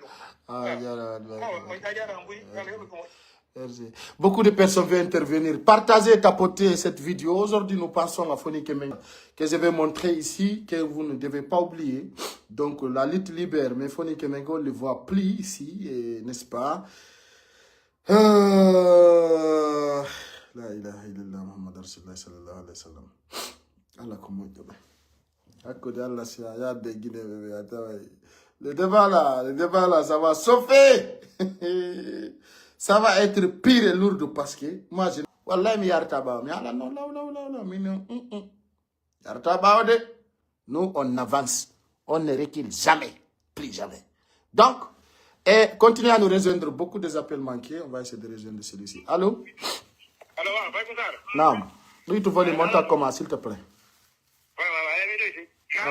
alhamdulillah min wala ko biji wala tati fala bedle don awa ala problème ne gentima hana depuis 2010 jamano man tessage jamano suti ko fekki de don ko ida kan exemple ko fekki de kape ji sera argument ko kuti Senegal ka wonne de suti no fekki no bila 2019 ba yoti do ka ala den tori politicien be ben tay ko gonga ko be jokki gongo fi anda ko lamu hare den tori be ko be mo gondi de yabe tawta aliuba e ko ni ke mangento dabe jogirabe be jogara be fo sa da kidade be kamera si be ni wo be wona apere warede be wona apere sokede be wona apere nangede jono wo menen wo mi simi wo li dun don hare min mi sodi tam jonan da way wonde kal ay sonko tuma no duno manifestation wo ko kanko atoto no hikade yeso ko no ko kala wono kontro no ko ida gonga re ko non no jamo no suti gondo kala faara lamu dun don gina ni ha ma pesa ton jon tamu no ko no suti dun mi ulay mi ide hulbini sako mabbe ko yilu tun selu dalen no wakili ima wakili berma kon kono dun do itali programme ngon nan wala o no wadi yerma ko e ko da yidi mo kade ngana mo kono non kadi goddo sa yidi mo da dama hala nda kadi gonga ulbina e ngore goddo sa yidi mo da dama hala go hare man pesa ene ngi man pesa to ngala na fu futigina hare man pesa jonji wadi do ni hawadi ka wada ene o man pesa wano de Senegal tiga ma ko meda wadi do en andi do ngala na fu joni hare be dum man be ndana façon go parce que andi de bide mi distance be na fala lam awu jamo on tuma andi on façon mo yaada do henda taw bilan so prepare do hare andi 2020 ana be ni no ko kono sa be joni ke be nya tab do ida man pesa to be no ngala na fu ngara ko be do nyando re go jama ande ngedi ko no be fala joni hare ko no man ko mo hare kay do di wonbe intervende mo boy radio na bi mo ba ta ko bay ko sa wata ko selu dale mo be jona bi mo mi hada ko namto parce que hare ina ay hadu ka dawre wila kule me ko ya o way do goto abata kala monani do guddo dumbu ya no ka pale Mohammed Senko suda wala kasi mo be jona bi mo rek en jara e mo ndira ngol hakule me mo be jona bi mo rek pa mo ndira ko no ngala mi to di jama jara on jara ndengere 2025 ulay allo oui oui ça va alhamdulillah benjam wa meni ko na yoto de ho yatre na la ba vrai billahi kono ngam famu da e fe o programme ko be no di manifestation le 6 janvier no vraiment no satti no satti quoi ajarama no satti ni fitam do quoi ok ajarama albarka. Ok, merci grand. Merci. Bon, beaucoup de personnes veulent intervenir. Bien sûr, Do est là, bon dirait. Et Ronkani, Mbebengi, Ala, Ingi, Gassata. Si vous n'êtes pas prêts, dites-nous. Les gens seront libres. Ah, là, là, là, là, là, là, là, là, là. Allô? Allô? Allô? Allô? Allô? Oui, salam alaikum, Pai Kunsari. Ko ya jantum? Alhamdulillah, ino gerdede. Eno way be ngurende. Bengorende, fona jam yette. Ay, haɓɓay senti ha moƴƴa sa haɓɓal ha senti ɗon ha moƴƴi et puis nda waɗa caméraji ɗin ɗon par ce que sa waɗa caméraji mi yahante mi yaltidama ɗo par ce que minen fi Allah jeego wona ya fijjir sa fijjiri fiiɗen ɗon ɗum hay andu Ala jiombo. ɗo mi fija woni min fi Allah ji selloy ko ya watta yile fi ya waɗande fi fof laƴiɗe ɓerde ma le jokka haaju ma feƴƴa mais a haalay du fiiɗen ɗon seyɗan ni ale ko ñaaki ayne ko ñaaki sigoto on tigi franchement bon bref on va revenir au truc sérieux bon écoute Tu as 5 minutes, hein, mon frère. Tu as 5 minutes. Vas-y. ok merci Allah voilà alors min andi min somi noddiɗo min somi yewta fi laggine moi je préfère yewtugol fi laggine mi yewtata honno fi sellu nini min c'est vrai sellu ko leader jon a waɗi confiance e makko moƴƴa noon wi ko capacité ji makko ɗin e gandal makko ngal e humanité makko mais nini say ka wonnen ɗo wona fi sellu mon e wolde ko fi lagine par ce que min ɓay dumbi a waɗi coup d'état on ɗan tawno yiɗɓe ko mbañi après chopin mais ko honto ɓuri décourage ade fi dumbiya ko ñande o kidnapno fonike men jeeyi mi miijiti mi ndarimta e fonike men ge o ari ɗo o hooti o wadde o ko honno wannota ko journée de sensibilisation o waɗi o tisoɗo o yehi o yiite ɓe honno sage ɓen il est passé par toutes les voies honno voie pacifique fi ɓe jaɓo yewtitede ɓe a jaɓale ɓen nini no kidnappa père de famille yimɓe no soñji par ce que soñjeji ɗi fof ɓiɓe wonde goto kala ɓe koye jooɗo miijoto est ce que nini o sayka wonde ɗo no leydi woniri ni est ce que on tigi no yiɗiri ni on tigi no yiɗiri leydi mum ndi yahara ni si tawi on tigi no yiɗiri leydi mum ndi yahara ni yo wonu ka suudu yo luppu toon si tawi kadi o daari o tawi tigi tigi on no leydi woniri no jama on soñjuri ni kanko haray kanko ɓernde makko honno waliraki no o trouva solution moi ce qui reste clair min soko laginimi wonno hakkunde Allah mi yalta en o fi onno hetta mi yalta kono hotta ha mi yalta par ce que la andi mi yalta par ce que so mi yaltani mi mara golle islam fala jombugol mi wata jombude sa nani honno mi wata sodde bilet la weela sa nani wo sans le pain y a pas la paix ayi honno donc min ko sappuno feji soko lagine monno mi yalta la andi ke no hunde wotere honno mayde ande ma nyande ko nyande balde ande lan womi mayata kono dawa yaade lagine ka avion je no wodi non écoute no min dawa yawde lagine ka wata yaade question ngonno oui ok c'est une question si je peux y aller hadi no yaha hay no yaha ko honno ngadi biya nini par woni to la wadde combat ngo oh ouais jonnon combat ko lagine ko fi wonno ngadi yaha lagine c'est ça la question le combat c'est là où ko do wonno non ko mi landi matun hadi yaha lagine darto da ton dumbuya tu m'as posé une question il le combat ko lagine et là c'est pas vrai je suis pas d'accord avec toi frère Konta Dumbuya ko France lami. Non, écoute. Non, mais une question. Dumbuya ko France lami. Non, tu as posé la question. Grand.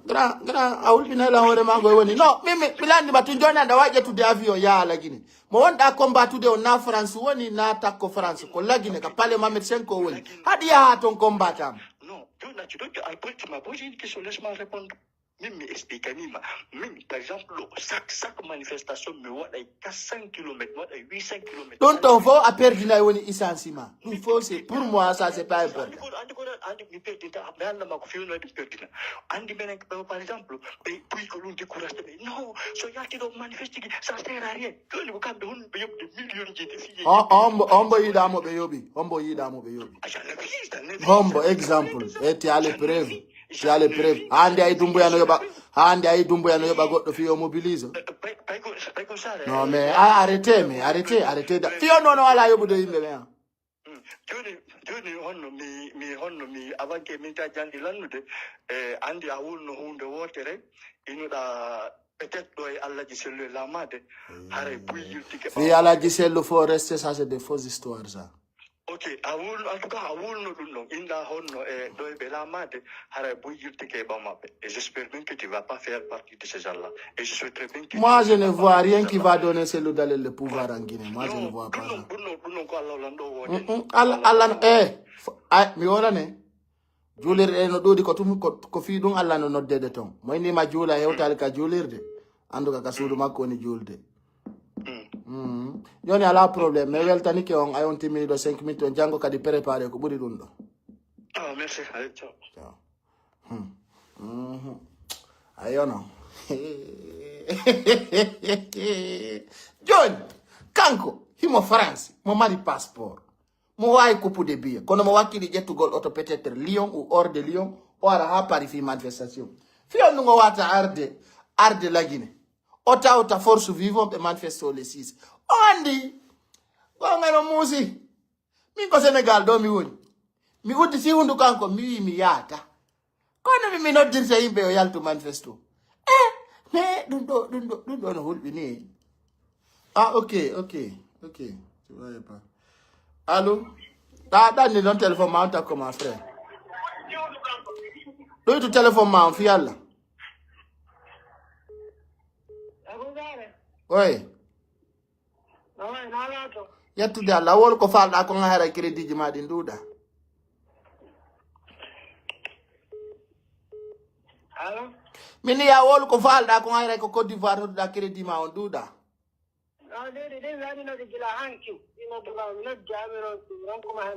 Awa yafo. Ai sendudale. Wa ta artude ko men fen do dare aliba onanga mo sakam. Sendu si arti don. Kangal ko be tampi mo ko bittimo ko yaltu be waray. Ay o suka be tun generation 5 be tun do ni wardi. Ala san. Pakke ay lenyo goto wata. Wata be de Guinée Sénégal. Sénégal ki got si be imme ko do ala ko fele do go fopi moto si be yan daru ko be min ta afdawa to ko fo immi be minu o be min ta do mati ko fo kadi immi be minu ay enen tunge wata no wata wonde donc ino go lulo sellu dale warti immi wana d'accord no parce que so warti kadi ko bittin go mo fusen wata immi ay o wona go woni to go wona jamburi ene ko ɗum waji den mo ara yimɓe ɓe yaltali ware mere fusiɓe acca dumbuya ɗon haka Allah muyo ma kay buden fere wala ko dum don ko ni non la jono wodun kadi na yo wowle wona mi woldo na dum non ko ma wole parce que si yalti ko sukabe tu wona warede kambe ko ba be wonde wiide ko be yaltu no manifesti yo sel wodu kambe be yaltu awa joni akodo nowi dimbe kadi wo en décourager ay woni yimbe be ha c'est comme on les générations parce que les générations de Zouma à l'âge de 30 ans à l'âge de 35 ans wato goto yaltu à l'âge de 45 ans yabe yaltu kambe aw wala fa ko tu wona warede no ron ki dum do quoi ndoron kam no no saptu trop ndo velo fiche wa na ba kus ale ba no so ka lo ko no tun ko prevu amena da ene fando ono ba wa ni bana sala ala madarana de darano no shondo aja dale ngacci tan kambe ko woni to ay amina to wonno baaw sellu be fak min na goto jirto baaw sellu kono kadi woni baaw ale baaw walli to de ajara jara on merci ndaro oɗo ko crédit waɗi han Côte d'Ivoire mo darami ko abonnejo an sir depuis hanki mo gerda fi yewtugol ɗo menen mo inni men daretake on tigi mayay parce que ko gonga kayimɓe ɓe darata wona fenade nde jama on darta fenande de si dafa la créer do pasara fo ko andarta sa wolta gonga yimbe be jentata ko ma mimbi do way wadde campagne non dumbuya no yobi mi so yobi lan kay mi webita kono mi wolta ko dumbuya wadale mi sokka juude yo Allah allo assalamu alaikum alaykum salam ay grand John ça va alhamdulillah yo min non nano pi politique artimi do de ko tampira nenga dimido awa ya fa la minute sa coupa mi jetta do goddo minodite awa allô Allô? Oui. Oui, è questo è con noi, non la ton. Mais gente che modo monta. Ok. On voit que le combat n'a pas arrêté, quoi. Mais c'est juste changer, oui. On va changer. Tout volume monta comment? Comment on change de? Non, faut demander on échange de quoi? Situation là, il quoi on échange de. Parce que ni mouvement landa yo yalte le sisto, mais c'est quelque chose nako duma ni quoi yimbe wata yaltude e hara seludale mo ala ndar ton. Normalement si yimbe ben yalta hara il faut hara yimo ndar ton non. Est-ce que tu vois? O manifestation jije lu wadi seludale no der la Guinée kon non change. No fosi altari. Seludale woni la Guinée wona la Guinée so wada ko lamita mo ko lamuta ko town tamping hore mo fi manifestation ça ne sert à rien. On manifeste que contre civil jo on wawal mo ittude ko contre militaire jo watto manifestation o yiwa toro alla tabe waru si do manan sa jabi terta problème rien ne change. Situation on fait on manifestation imben wachiru manifestation. Moi c'est ce que je conseille. C'est bien ni non be wattado acube do acube do non ndi yaray na ko motani benon parce que vu dumbia tu préparer faut ni yaltude to ko hare wonti o perde woni janka de ay ko mi yiko imo inni do 2025 do organiser election dum imbe jodo golla utana hore mum selda moy mum si 2025 gasi organisa c'est mieux et ko imbe yalta do ware makala ay no ton non kande ala ko jakkan no manere jawno do ajara menen jenta de moi. Ok, no problème. Merci beaucoup. Bonne chance à nous. Merci. Bon, merci de partager cette vidéo au maximum possible. S'il vous plaît, partagez parce qu'il y a beaucoup de personnes qui veulent s'intervenir, tapoter et partager. On va s'en aller loin de là. Voilà, attendez.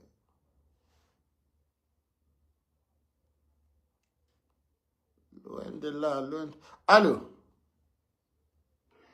Allô? Oui. Inu da ko tempérament de no dir dala. Ma ko tampere le wonde ko pays wallahi ni ne mede lagina men meden sonji moƴƴa. Kon sonjio.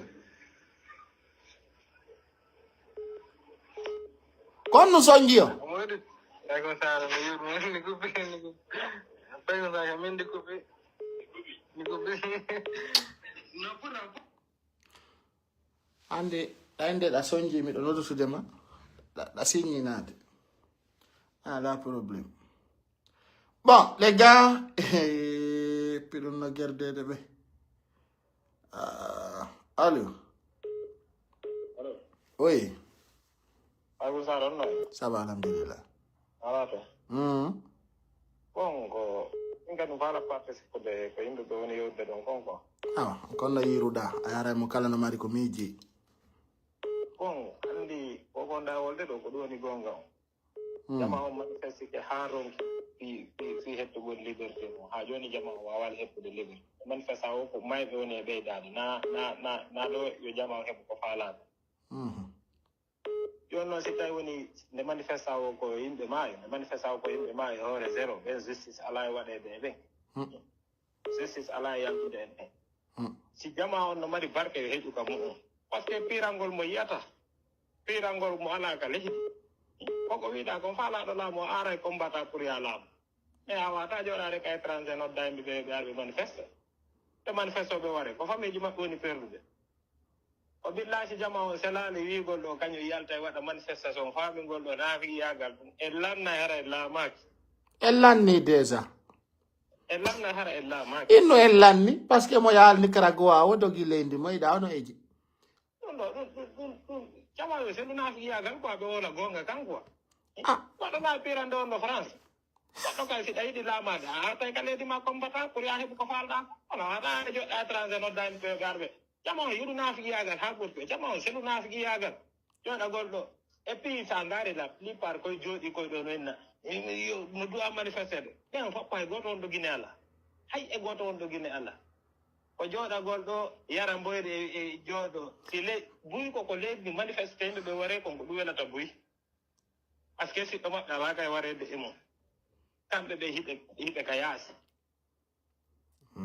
Be sel jama sel na yagal ko wona be warane de ngandi bone mayit enen ko joroto ten étranger ga e wolugol piiji dandanda hoore maɗa faalaɗo dal faalaɗo laamo yo yimmo o hoota o combat jama o wallito o wata joɗade ka étranger yimɓe ɓen ko laamiɓe ɓen fof peeji ka gere waɗa laamiɓen fof ɓe combatay ɓe faalaɓe laamu ɓen combatay ɓe laamu kono wata hande ko opposant jomboyɗa no jooɗi étranger nen nayi manifesté ha on tigi laamu ɗum wata wonde ko lagine de wonɗe yiide o rêve ɗo ɗum ɗo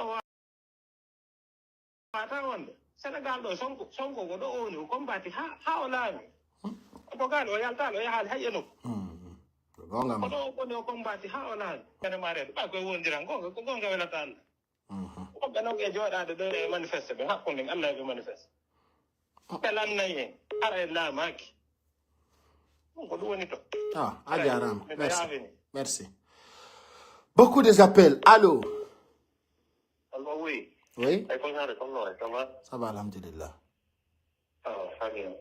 fo me jam Ok. Alors, l'ennemi, par rapport au débat qu'on a eu donc, ay jama on nodda ɗo min défendre seeɗo dale ok depuis o yalti 3 ans ko diplomatie on ɗon isi ko leydi on ndi mardi puissant woni kondanugol ɓe ko ministére ɓe jooɗiɓe o menen ko min yiɗo ambassade d'amérique kon hecciyanke ɓe hewtuno ka palais mamed 5 ɓe holli ɓe weltani Doumbouya ɓe ɓaawo makko CEDEAO kadi hollino ɓaawo makko union africaine hollino ɓaawo makko présidentiel dale yalti e o télé e on o page wiyeteɗo kumpital ɓe holli kamɓe ɓe ala goto ɓaawo makko voilà ɓe ala kadi armo e ko ɓe jogira kono goɗɗo hande kadi yaltata maya faala ɗo yalto enen ko waɗa widata yimɓe ɓe yaltu ko en watta ko wolante jama o yalti ko noon nafude ɓe reeni peejiɗi no ɗumannade jama o haray no anndi kono yimɓe ɓen koɓe yalti kon goɗɗunate fosnafa rien absolument donc ɗo jama o mawɗo nan goɗɗo ko teeta ɗo de kadi yalta mayana goɗɗo yo goɗɗo jama o sono on pa yehi ndaro ka page ko publie hande ɓe yalta commentaire ɗi ɗin sa daari ɗum ɗon hewta ka wawi ara wolaɗo e nayiɗa ɓaawo selluma goɗɗo inama découragé joni noon grand wallay ay mi wowli ko mi yiɗon ko andi kon ɓeyni wo Doumbouya yo ɓi lambuɗi awa yono yahudaro e toon haray no abbudi ka page makko sa daari commentaire taw a découragé wallay ay mi yi ɗum taw mini mele sa ndaɗa tawa jama on a raison nda ko jigi fof ko wigol arte so garti e me jokka yo fof sanji maw fof sanji maw joni jama o yakki o ata ko gonma inna sanji ɓay goɗɗo sanji tum ɓe ata a suusata wulugol daraɓe yennama a jama hande kadi wego hakkille mawɓe ɓe télé mawɗo ɗum ɓe jirɗa jooɗiɗa wola ɗo mawɗo ñande o ñande kadi goɗɗo julɗute tum fenangol ɗo goɗɗo birdi fenande ko ala masude maw min ɗo ɗin commentaire ji ɗi mi yi ɗon ɗin ɗon nawrataɓe yeeso na waɗi différence gollaki joni ko ɗum wiyete joni mi raccande place on goɗɗo merci ade mbawma ok woni noddude allo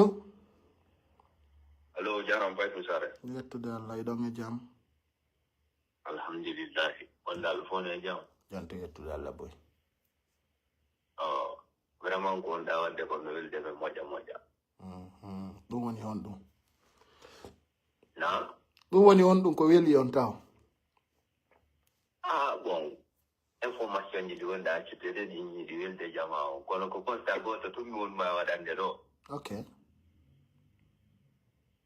tigi kon faala min on ɓayɗa yiɗi gonga min kadi mi haalama gonga ko nanata e no singuɓe fof ko nanata ɗaɓɓanme studio yaltaname ko chambre ma min o climatiseur ma no dérangeɗela moƴƴanum ɓayɗiɗare garam mi ala feere rien ko ɗum ɗami mari feere mum yaltanme nder o chambre ma si allah ɗaɓɓanme studio si allah kasi si meeɓi feere mi ala mbuuɗi mum grand sila marno mbuuɗi mum mi waɗayno kono ala fewn ɗo sa yimi on tigi no débouride ɗo ko sika siga mum mi jokkodiri si tawno ko ɓurnoɓe mon harayno mi heeɓino studio kono ay ko siga mon ayi no min daare ɗo kañoki min lantanama fiɗo yaltaname ɗum chambre ala probléme tuma feere heeɓi wa ala probléme min ɓay allah waɗi wati no wondi ga e fiɗiɓe mi haalane fiɗiɓe yo lancan men kañon ala probléme merci beaucoup a jarama merci beaucoup merci allô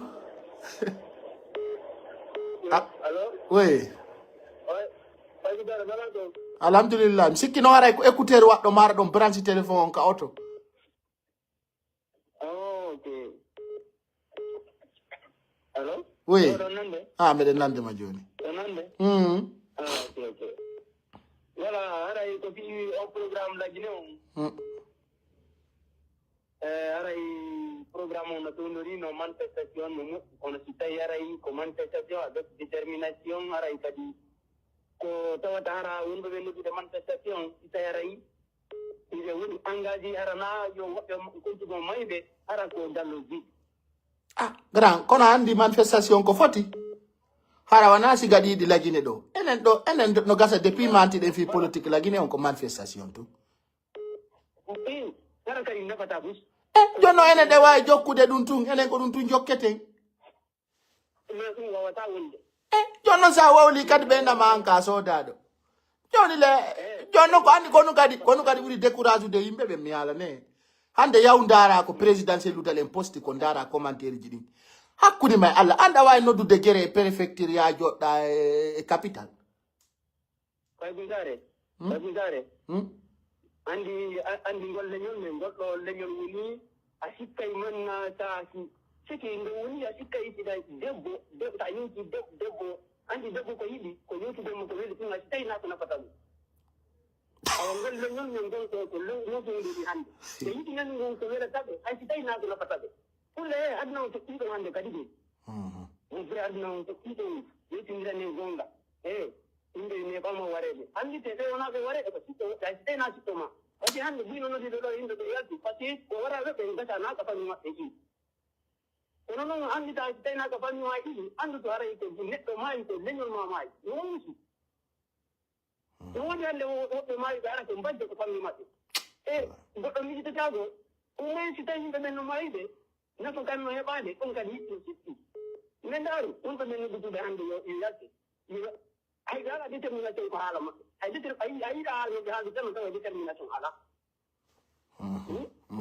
c'était ni de ko mai ya mere ni la ina la dice ko no manière politique on metti là anya bede ha to ni na ko ma ono si tay ya to ni wana ya redi ala ni wana na ina da yal no si tay ga andi ko woni ko woni ba o mo se so hara ko determination hara na yo ndo mai nan na kadi ko e darna tan nende ko kadi to nodi kadi yende do mai kadi ko kadi dama ro kadi kadi kadi ko hali dira gonga ani hande to o ngol mo buddo no yidi ko na so ke tanda ko na bata ko no yiri yiri ouais on sele jigol on sele jigol jokko ko na bata on ko ine ngol le yo ko yidi ko jigol tumara na ko na bata be ono anda di ala di ko netto on hala ne mo debo je makko di o tanga ma o tanga to tanga ka ndare mo kambo o je bi ko me tono do ko mari bikke e mo me tono do ka ko no determini e ala kam do ronti ko no ala wara ko determination si tay mo determination kam ka di wodu ar de do parti wara ko determination ko determination me hande me no kad na do do me jo kata ko wala ta men turi ya shi ni no wala me si tay na ba ala to me re ti bay ndare ko na fata men ko niya 2025 ko system keso arden do mono fala yara yornde ngol ko mango udi tagite ni zapali ko mango anti da te wore ma hankadi nollanne ko mango de hande kadi ene kadi determini be si tay kambe dala famu de pani de yala famu de kitende ko nde pani ne no hande kadi billahi wallahi si taw no ara de taw no ono ni no wati pero dai ni no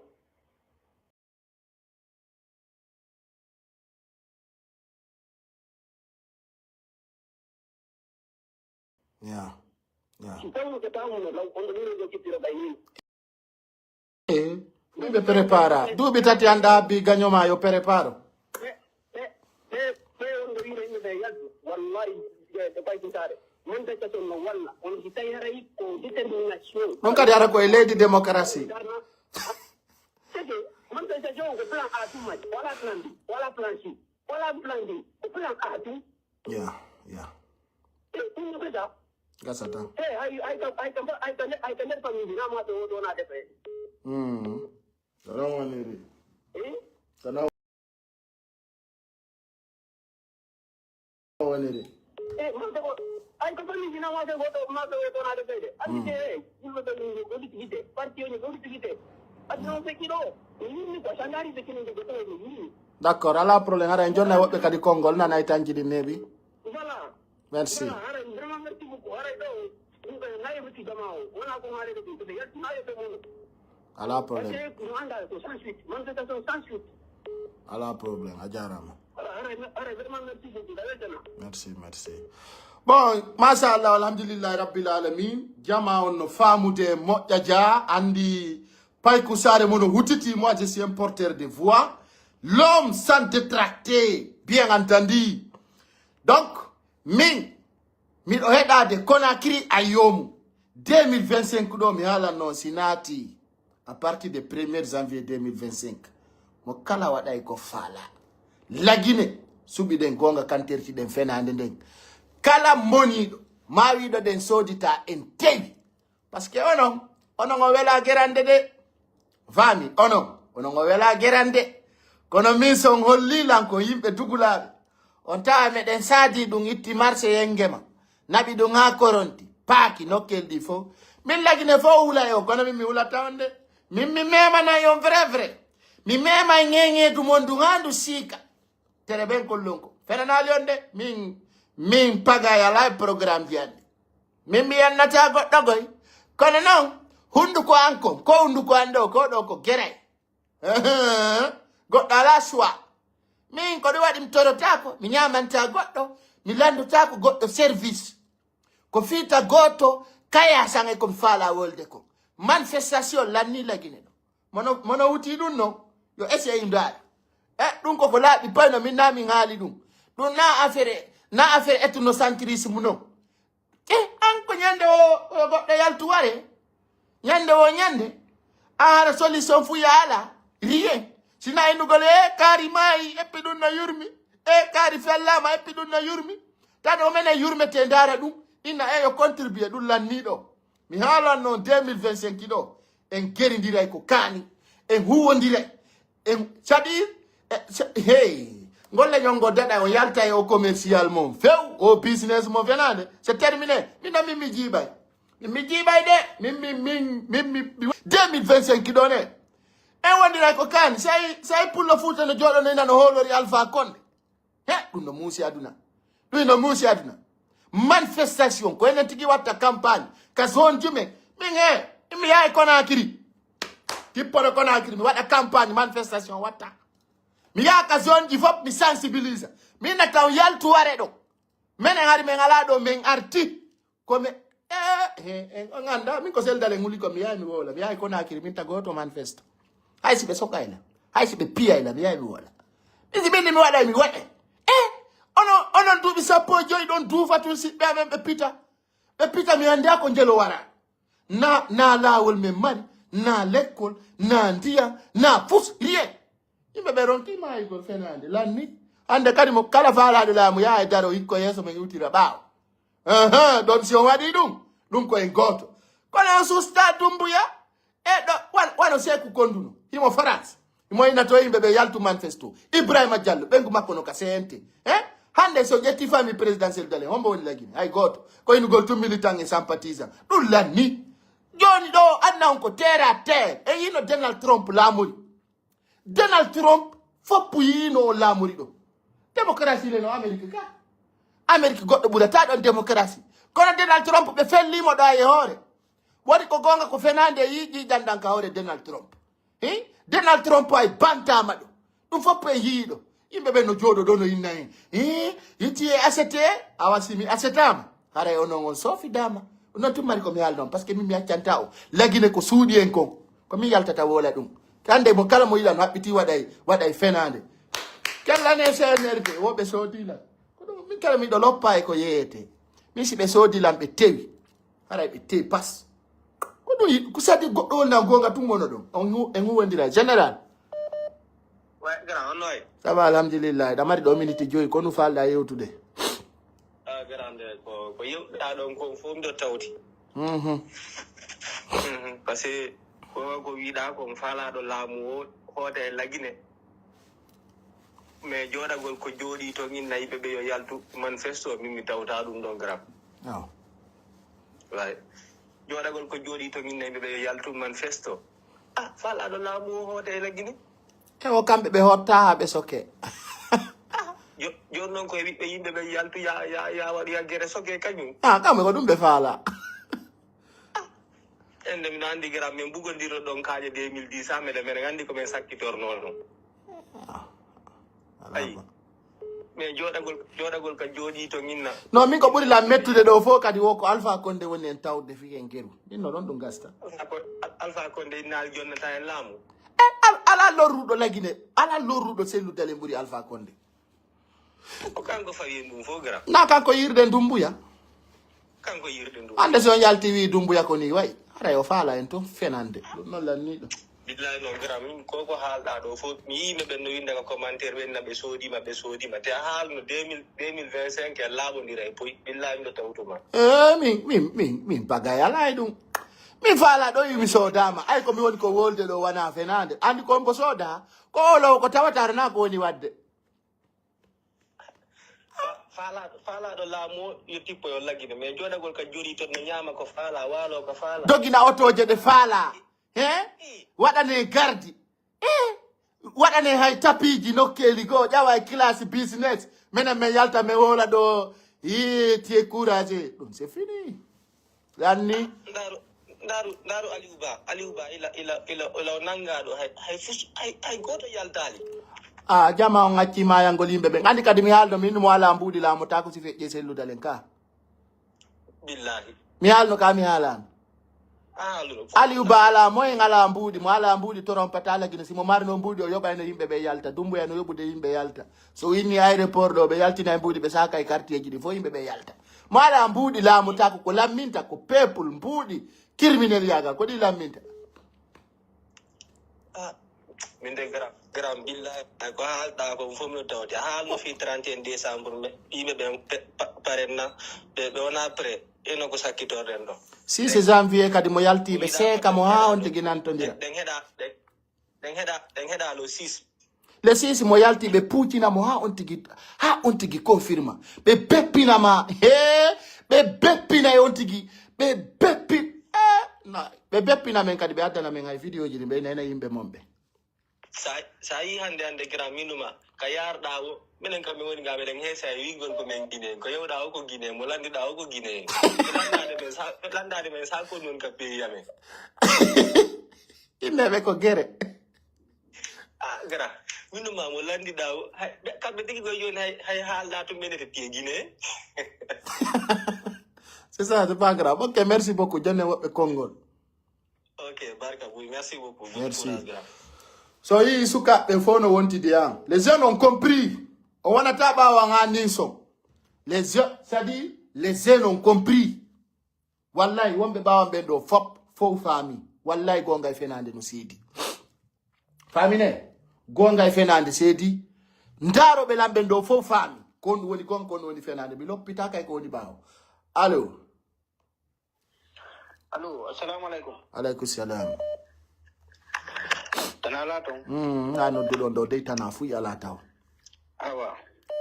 Okay, ella lara infala yot de fi koko fewndi. Okay. Nanno de nyande da wola Kongol.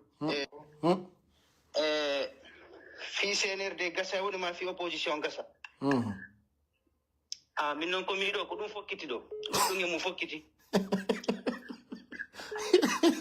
Afami. Goddo ngemu fokkiti pay konsare. Pise. Sa calculi biti 2010 ha ko fewndi do. Duubi sappo e joyi. Eno pirede. Ngompiro kadi ko woto. Ngompiro woto kadi ender on duubi sappo e joyi fus ko abuti si ala sina perdi. Afami. O moins say hara awa hino pirede. Me jamon hino pirede. Jamon no mai do be no ala ko ala wade me fus ala abuti de. Jamon wata uno wata masude. Afami. O moins tay ino yaltede manifestation no yaltede. Ino wade me o moins do jamon alama yande mere. Min ni mo lande wallahi min mo landi kelam fi manifestation wallinte to. Afami. Min on mi wona na manifestation hande mi wona na manifestation jango. Pise duuɓi sappo e joyi ɗuna duuɓi joyi non no grand enen pullo futa ko wonde mayande fi leydi lagine ko zéro fewndo ɗo depuis fuɗɗa Ousmane Sonko ɗo ka fuɗɗa maye do wino si Sénégal fo mayi ɓe laamu to joni mais imagine ko no présidentiel lu dali Sidia Touré Sékou Konduno joɗorta ayer wiya yo guéré waɗu lagine ko fewno ɓe hulani Dumbuya voilà c'est la question ko fewno ɓe faala ka artude awa ayno ɗon kadi présidentiel lu en e Sidia e kamɓe on mi felaɓe moƴƴa finata mi felaɓe moƴƴa pise nini hande ko fewdiɗen ɗo Aliou Ba o nangaɗo ɗo an tigui leñade nga haalno haala pise si goɗɗo inneno Aliou Ba nangueteno jawwalo tallo deƴƴa lew a holotano ko min tigui ni komi on ɗo mi holotano ko few jon noon si tawi noon joni frère jono kono ɓe noddanta manifestation ɓe andi ɓe wona pré kaɓe faala yiɓe tu wari ko ɗum mi haalam andi seke solution o ala joni hino présidentiel udalen hande nini ko ɓe on ɗo nini hinoyo kuma ƴew kuma heewali nini présidentiel udalen jooɗi ke haalali fus ko probléme joni noon kadi hewti ha si ɓe woɗi kadi ko probléme a faami seke si goɗɗo ko ɗum simi nani yimɓe woɓɓe no wola ɗo fi Alpha Condé ni fi wallitagol Guinée en mi taway seke Guinée en perdi ko hande kadi ala seke ala solution sina ɗum ala ko nodditi hande kadi ma ɗum ko haali fi hay Alpha Condé pise sa hande Guinée no ko ɗo na goɗɗo si wona Alpha Condé sina ɗum duuɓi sappo e goho hiɗa wujji laami na de hiɗa andi an tigui wona an gañi mais a laamike duuɓi sappo e hoore wujjaɗi moodi an kadi moodi hulu hersa yiɗa leydi ma ndin yiɗa yimɓe leydi ma ndin an kadi moodi a fawdiɗo kadi ɗin duuɓi ɗi marɗa ɗo moodi acca joni jonnita duwaɗo hendade on a faami mais pion si a forci ko tumpa e ko sari sa forci ko tumpande ko yaltoyta ɗo seke na ko sikkata ko ɗum jomi ɗo vidéo makko ɗo mo wola ɗo fiiɗi seke mi feƴƴini ɗo hay mi darali pise hande ko mboyɗen Dumbuya na Alpha Condé ko kanko yiruɗenmo kanko fawi en Dumbuya voilà ok Guinéen yo sellu haalugol fi Alpha Condé fi Allah ene laaɓa Guinéen yo yeggitu fi on neɗɗo mi ko ɓaɗum ko ɗeranta goɗɗo mayde mais Alpha Condé on nongo min sago on nongo en ittemo en seke jammo yeggitayo noon few wata haalu fi on noon solution trouvé kono noon kadi innugol opposition on fof kamɓe on ɓe fof maɓɓe selludane Sidia Touré ko nandeten ɓe fof maɓɓe eno ɓe ko jananiri innugol fayinti o fawɓe ɓe yaltu ɓe mina andi ko ɓe honi yande ɗum no jono faɓe koye wonu tum ɓe haali kono kamɓe tigi nini ɓe yi poste maɓɓe on a faami ɓeɗo ɓe loyi nan jokkunoɓe ɓe boy yiltike jokkunoɓe boy yilti ko ɗum waɗi ɗum ko ɓa sike kono e nder piyon ngon enen fus en heɓadi gañan jama mayay balɗe tati goɗɗum ngo kadi jokkite goɗɗo wuurira noon tun wata gasude goɗɗo wuurita noon tun pay kon sa jokkay hunde moodi ko tañƴiniɗa gayna mais si a jokki ha an hinoma ɗo a woni fi ɗum ha aronki e sipporto dene ha aronki sa yehi ha joni tigi tigon hiɗade wola ray toon tigi tigon hino ko ni eni ko duwa wolede kon pise jama on min ko miye jama on sagu maɓɓe ko ɓe nanta ko ɓeyɗi kon na ko nafata ɓe kon joni sa fuɗi ke joni mo kala wola ko faala kon pise hewti joni ko laaɓodire luttatake ɗum suuɗede ko ɗum ɓene si onoɓe soɗodiri lenoki ko kownete ko laaɓata a faami voilà ɗo min ko komi on ide ɗo nini kona wadde kon kadi o changement ɗo ka 2025 ɗo ko changement moƴƴo pise sa wolani sa mbulani goɗɗo ha me a tawi kanko pise ari hen kadi en tañino seddani no préparé goɗɗum mais ko yalti mi naniɗa wola ɗo joni wiɗa CEDEAO e union européen e ɗuma ɓeyni ɓe wonani Dumbuya nation jeni yawno tongaki a yaali Sidia présidentiel dale hoore mum yalti ka computal ɓeyni o kamɓe ta Sidia o hoolore ko lowuɓe anani ɗum ka ok ɗum noon minen awa kon ɗum hannde kadi awa Guinée en faala kon ɗum Guinée yaltanta tigi heyi anndi kon waɗi pay kon saare ɗo eyi piiji ɗin seɓitike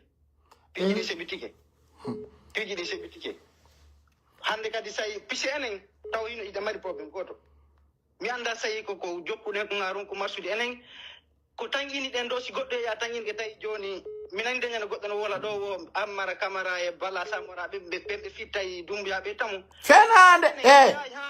fenande huɗande andita kon won accu no woodi min komi wolaligo e fi ɗum ɓen la ilaha illallah ko leñene goɗɗo mi nanno nodda wola ɗo andi no fo ko désespoir sa désespéri anti gidandi ha joni hay si por gangal heboto me hidandi do wana an joni andi accu mi haala mane hakkunde Allah si dumbuya no feƴƴude Amara Camara en Croisé Bra be bamba juuɗe ha o feƴƴa ko c'est-à-dire Amara Camara ko nyama kalajo ka pale Mohammed 5 Jiba Jagite si be yi Mamadi Doumbouya arde be ugginoto ha o feƴƴa si ɓen no ɓurno Doumbouya bandiyagal si coup d'état waɗino na Doumbouya ƴettayno Doumbouya suynaki goy antigi mi sikki ayimo pise min tigi taw ñande ko mimo 31 décembre o taw mi maƴƴi taw mi landi mi ɗin taw siko Doumbouya ni a faami Allah yala duna gotum Doumbouya suynaki dey a faami andi min ni en ngala gorko wawɗo a Doumbouya ka leñol mais j'ai toujours dit ça gonga non no satti ɗo hay sino woodi kono o yakata o nani ɗo en ngala feere ɗo ko ma wonen e ley koyɗe maɓɓe ɗo sare ɗo gonga mi wolan kono meɗo hay sino woodi kono yakata o meɗo jama on ko duwa wadde pa hande pay kon sare ko fewndi ɗo manifestation ittata Doumbouya ala ni ko wayita ɗo Doumbouya si wona kodduri Allah on ɗo men andi kon min wonɗo andi min kon woni solution ngan on ko sensibilise gol jama o darno laamu ngun taɓe waru leñol men ngol yo ngol daɗu min ko rola ngon non ha heɓen doole no ɗaɓɓiren laamu élection waɗɗo woni si ko mafia woni si naka mafia tawte ɗen fino défendiren leñol men ngol ka assemblée e ka primature hara goɗɗo doñetake ha doole heɓo goɗɗo si ala doole o ala pinka o darata ko lay fuude waɗo a Doumbouya dartike mo ka wari hoore ma o ay ɓe o yaadi ɓe ngo wacca na fiɓe o yirini ko jeelo yiruɗen mo ɗum fo o muncino pay conseil mi yewtama ɗo haala leydi be lanɗo mo hanndi on a faami wallahi billah leydi be mi jonnama ɗo exemple très frappant ko feƴƴi min ko momi labbe ko tabbe a faami ɓesini nato mi woni tan 2019 en tan 2019 2020 ande non tuma corona no woodi a faami o maaro tawi no sattina moƴƴa no libanejo ari luwi magasin ji ɗiɗi kolondirɗi a faami o sarji ɗi maaro kañumma e basalle e nebban ha heewi tef a faami ha woni boora o wi kanko seke ko waɗani ɗum noon ko wallitagol walla ɓe mara moyen ɓen pise mo sutiniɗi pipiiji ɗin fof no satti a faami tawi kanko ɗoyti moƴƴa noon fi maaro e ɗuma kanko magasin makko ara e soda woni ɗa mari moyen woni a mara moyen ara e soda tawi joni jogitiɓe place ji goo kowoni wadde jogitiɓe wiyeɓe maargo kowoni wadde ara woni ndela ko magasin makko a faami sodita jama on sodita ɗum yannaɓa ko magasin ji maɓɓe yaɓe yeeya primo ɓe faala on kadi hakkunde ma Allah winduma ko heɓi hen kon no ɓawo men hakkunde ma Allah pay ko sare tawa ko jana noon arata wallitagol e jamama on tawa an ko ya ɓurtu lorrude jamama e ukkaɓe lorra e hoore lorra an noon habboɗa wiya an a heɓay wono hoore mata ko moƴƴo e jama solo felugol Mamadi Doumbouya ɗum ko jama on kadi andi si satteno go ɗuuɗi bandi darto hoore ma an kadi a faami sa darti jama on dartike hoore mum joni sa o leƴƴi mo kala no cekeninimo ko ɗum an bewgal mo kala no darande hoore mum a faami ko bise jama on tigi laaɓodira jama o yurmidira jama o yiɗindira si leydi si jama on go'o jama o yiɗindira yurmodira laaɓodira karaniɓe to lanɗo moƴƴo jamais de la vie a faami mi jonnama ɗo exemple wona ɗe leyɗe ɓe capaɓe hiɗa wawi ara ɗon sodugol goɗɗum e boutique capajo aɗa wawi ko an acci yarde de ɗimmojo makko go ara ko ɗimmojo makko on o yeyta taw gonga ma a faami kono min no fof mi felaɓe ko pise gonga ɓe yiɗumo ma on taw si yiɗa goɗɗo goo yiɗan hoore ma mi jinni ko fof kono woniri yiɗan hoore ma yiɗana ma on si yiɗana goɗɗo goo quoi kono woniri a faami gonga ma mais jama on ɗo kan yo Allah faabo en tu nani o population men ɗo wona population wona lamɓe ɓe mais fof ko yuppo e wancin yo Allah faabo en faabo ne wi ko pay kon sare merci a jarama albarka ma ok a weltanama merci sukaɓɓen no faamude yewtereji men ɗi wallahi sukaɓɓen no faamude andi sa daranike gonga tun anduɓe gonga ɓen ko fo tawtete ɓe depuis fuɗɗiɗen o live 20h joni neɓa tawaɗen ɗo leere ɗiɗi leere tati ƴawɓe ɗo ɓen fop ala opposiɗo opinion men no gata sino opposi aray ko neɗɗo goto boyno sikkude min miɗo ñamani selludele goɗɗum walla Hajji Alimatu min hay fu mi ñamanaɓe ɓen kala ko mi waɗi ɗo ko yore patriotisme parce que mi do be noina avancer lu dalen te paye mi c'est lu dalen me dala okkude hay 100 francs ha hande mi jokkirali c'est lu dalen sabu goddo kono tagado kala ko watta wadu hakkunde ma e Allah ta wadu hakkunde ma e goddo vous comprenez tagado mi nyamana sel tan nyamana yebdese fu sirien absolument min ko énergie an hay sino fottede ko mbuudi Allah budi mi jettata mi contribuer na wada fuddori sansa ko mi watta fu ko dum mi wowlana e gonga mo mi fala e sayinde mi fala kono hande mi wawata darade mi encourage yo pullo yaltu ware e ko mi yido ko je peux pas le dire au moins si tawno mo fala na de lamu ngon haray mo lagine ton au moins haray no wodi ko bare ko si tawi on do ngalato wonbe ton be nangama be anda ka fimu haray minen ko no mi mari ko mi yata ko men yimbe be yaltu ware mi wata waddi dum jamais plus jamais parce que min ko mi andi mi watta ko min tawi ko dogo wadu enen wonbe be fuka yasi en ala yaade ton fita dum do hawru e min ko watten ko dandugol wonbe ton ben inembe o mo yiwden do ko ni yiwden mu sen huwondira e do ko gollawol do reweten parce que wata piru dude burdo ma dum buya no buri en dum wowluda dum a wowla dum hino holli hore mu dum buya haybe o yaadi ben o acca na fi be o yiri ni ben donc hande ko no wawden ala no okken voix den wa yewtude lagine jentu lamu gunno andi nous sommes capables de quoi tandi ko no falale ande way wadde do collectif yen dum buya joni ay me wata ma itude kalamu men fala ka hande kadi ya wadu dum do lenyola men gol men fala ya accu men dada wada no be ma service wadna ma service gollo be wada ko gollata c'est clair kono hande pullo futa ka yawda wono wikke hino piye hino rade hino inyine hay Sénégal do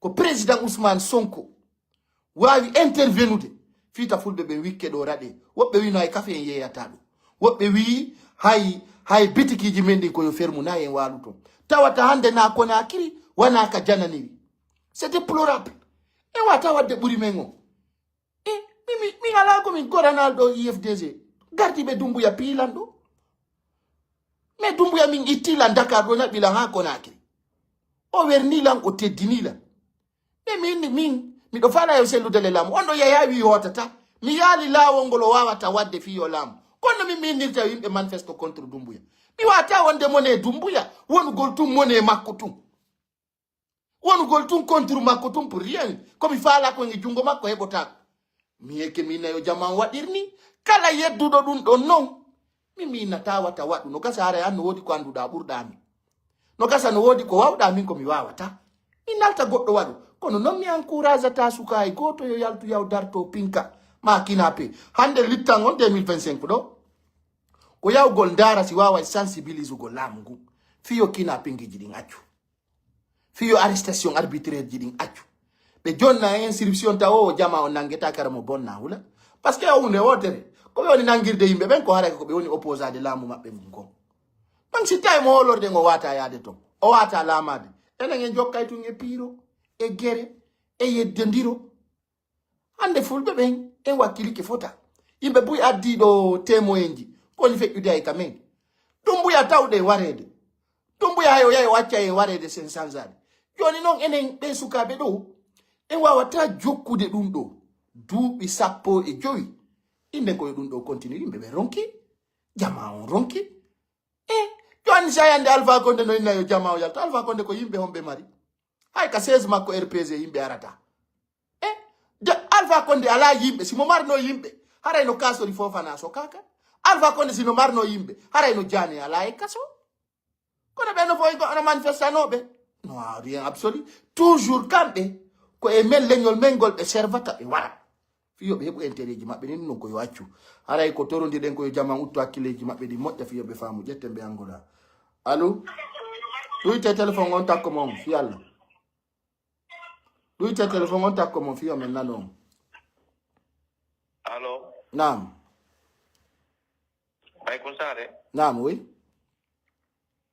o yorno e nala ton yettude Allah boy ndax de madodo ko problème ko awlo do ko ginen na metti fi bay ko sare mi nala gine mo woni mi wono la gine do mi fala so de don auto mi accira bay ko ngam afami Tuli mo kan ko bay ko mekan ko mani ko mi ira ko re jango be yaadi ndare ko lotto.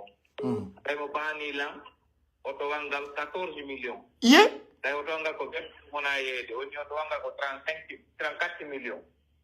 Tena mi ko mi sodu auto ko mi dogina ko non dan 10 jours mi arta mi accida mo ko gollida ko don way ba défense tay mo bani lang 14 millions. Anon ka ardo wallu gol mo.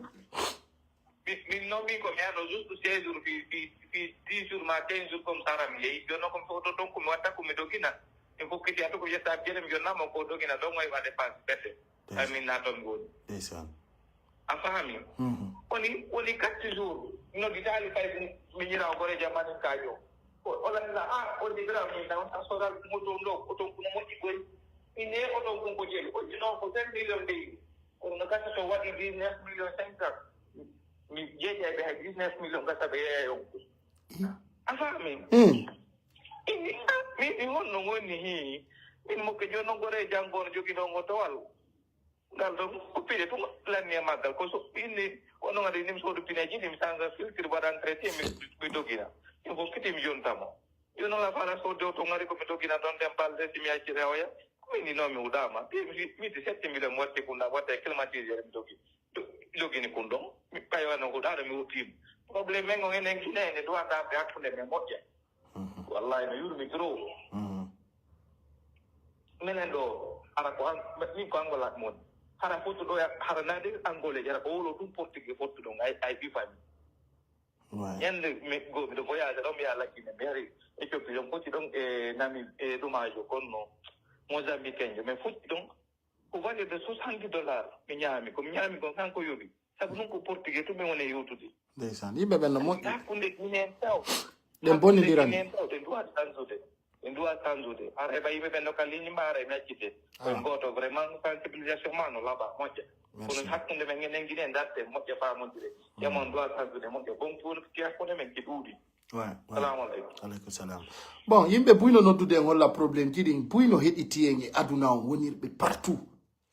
Sago men hannde arayno ko présidentiel udale laami kono ay ɓe waɗali ko lammintaɓe ko mono faala welto mono faala décourage o mono faala wonana mono faala acca ɗon gonga kan fof tawtay gonga kan na enen kere hika de hika walani hoore makka famine hika walani hoore makka bon kono fof no weltana Allah taw fof harayno e jamta goto seytin se yada en famodiray allo assalamu alaikum aleykum salam wa rahmatullah aleykum sare jarama on jaram ɗon e jam waɗange jang honolle ƴettude Allah boy donc min ko faala yewtude fi o probléme ji lagine ɗo nde heccanke mi noddi ɗo mais min jama wota goto puus goɗɗo yalta e manifestagol ware ɗum ko zéro par ce que sa warama ɗo ko an perde lagine yalti ko pullo tu warete ko enen tu warete hande kadi enen kadi en duwa joni change jikku ndaren ko honno yareten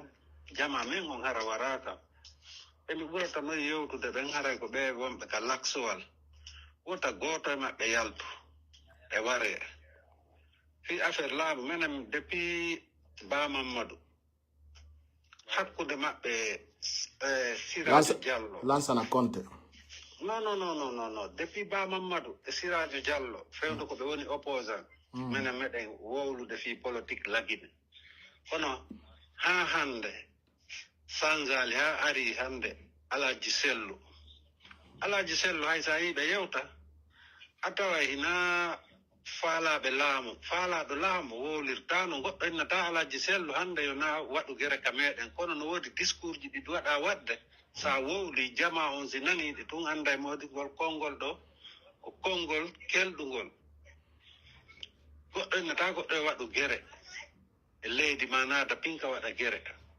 moƴƴa mais no woodi discours ji ɗi waɗata sa waɗi ɗi kala jentiɗo si nani ɗin tun innay ono mari courage fi laamagol kono ko gonga ko waɗa winane ko jooɗoɗen ka extérieur ɓe wona lagine toon mawɓe men ware miññiraɓe men ware ko enen perde wota goto yalte manifestagol hande kadi alaji sellu ɓen kamɓe ko gaynoɓe fi affaire politique fewdo hande duuɓi maɓɓe toowi hande si tawino hiɓe mari goɗɗum go ko ɓe waɗata ɓe duwa parti on ɓe ndaara no ɓe sanjirama hande ko jeunesse on ko onon suka ɓen wawi remplace de sello hande ko pay koye koye wawi combattude hina mawɗo ɓe duwa change histoire maɓɓe o donc ɓe duwa ɗaɓɓude hande ko remplace kamɓe kadi ɓe duwa ɗaɓɓude ɗum maɓɓe honno ko remplace parti on kono si toujours hande haysi ko maninkajo ɓe jonnuno on parti hanno mo avancé ɓuri ni ɗon ara ko ɗum ɗon tummi wowlay non quoi. Ok. Voilà. Bon, comme je l'avais prévu, c'était donné au goût de notre télé en Amérique, Canada. Et de l'embe vite fait la précédente d'Oran. Allô? Allô, oui. Non.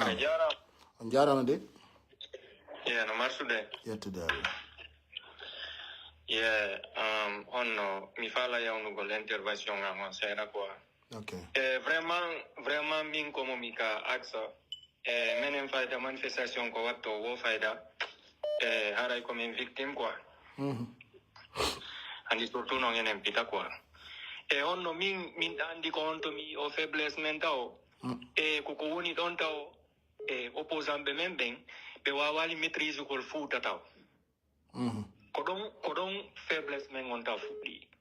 Parce que ça nari wano coordination e wano sellu ayi be yaha be wada ton ko be wadi wo goddo be kataki be neutralise wano communauté on ton wano leader be ben ton mawbe ben les religieux ayi be yalda be soutena lamu ma be wada piji goro garare ko don taw fuɗɗi parce que goddo ka kamata o wawata no wona ɓiɗɗo ma sane alimo kama o ya waɗa borrenedi nokkugo ka tu vois donc faiblesse men on fuɗɗi taw ko fuuta taw ko woni ɗon taw en wawali contrôle gol fuuta taw ko ɗon taw tu vois min vraiment min ko ɗum ɗon mi yi taw quoi fi laamu on wonali prêt taw quoi ko haala tum. Ok, ala problème, merci beaucoup. Ok. EBS. Allô? Assalamu alaikum. Alaikum salam. Kono way? Alhamdulillah. Marsude. Alhamdulillah. Min ko Ibrahim Sillam yete. Miɗo wowi heɗagol o moƴƴa tigi tigi on min kom sosojo kono ko kafule ɓe ne ñaamin jan. Miɗo wowi heɗagol o moƴƴa nandi wonde accantamin a wolay ɗi kono ɓay ko gonga wonɗa haalde ɗiji gon tum manatake bamude acce awa o andi menen fewnu ɗon ini so ndaari politique amen on kala arɗo ko laamen ultira ɓaw makko mi ultita ɓaw makko fina fi de innugol ko jaɓugol ñamatu ko fino mi heɓira poste mi heɓira place ji kendeji ñande iwe makko min darti ɗen ɗon hendoto oɗon onon fulɓe en ko on probléme jogi ɗon on opposoto e on tigi tawata hande kadi on aña on direct so on falama laamu on tawi doole gaynata ɓaɗe mo wono binne makko so ndaari manin kamɓe ko ɗum kala laamiɗo wona e binne makko ɓe somimo to haa ɓe heɓa ñande laamiɗo ni woɓɓe ɓe hendo kamɓe donc min ko ɗum wata wolugo par ce que déjà e andi neydi yattay mina ɗum tigi ti on henan ko soso dabaygan ko soso ko min ko ɓay ko fuɓeɓe mi nea ko to mi jangi an andi onno ko ɗosimiɗo sifanade noon ɗo a jarama ko laba so fala remarque so remarque innaɗo kamɓe ɓe jonnete ɓe ñaama e ok jonne poste ji ñande lamɗon yo est ce que on jonnal poste ni way to iwata une fois que anaɗi ka administration lanni so woni tawi ɓi position na kan koni hendade awa joni kadi fulɓe watta hakkille ok aray ko ɗum wawi kon jaram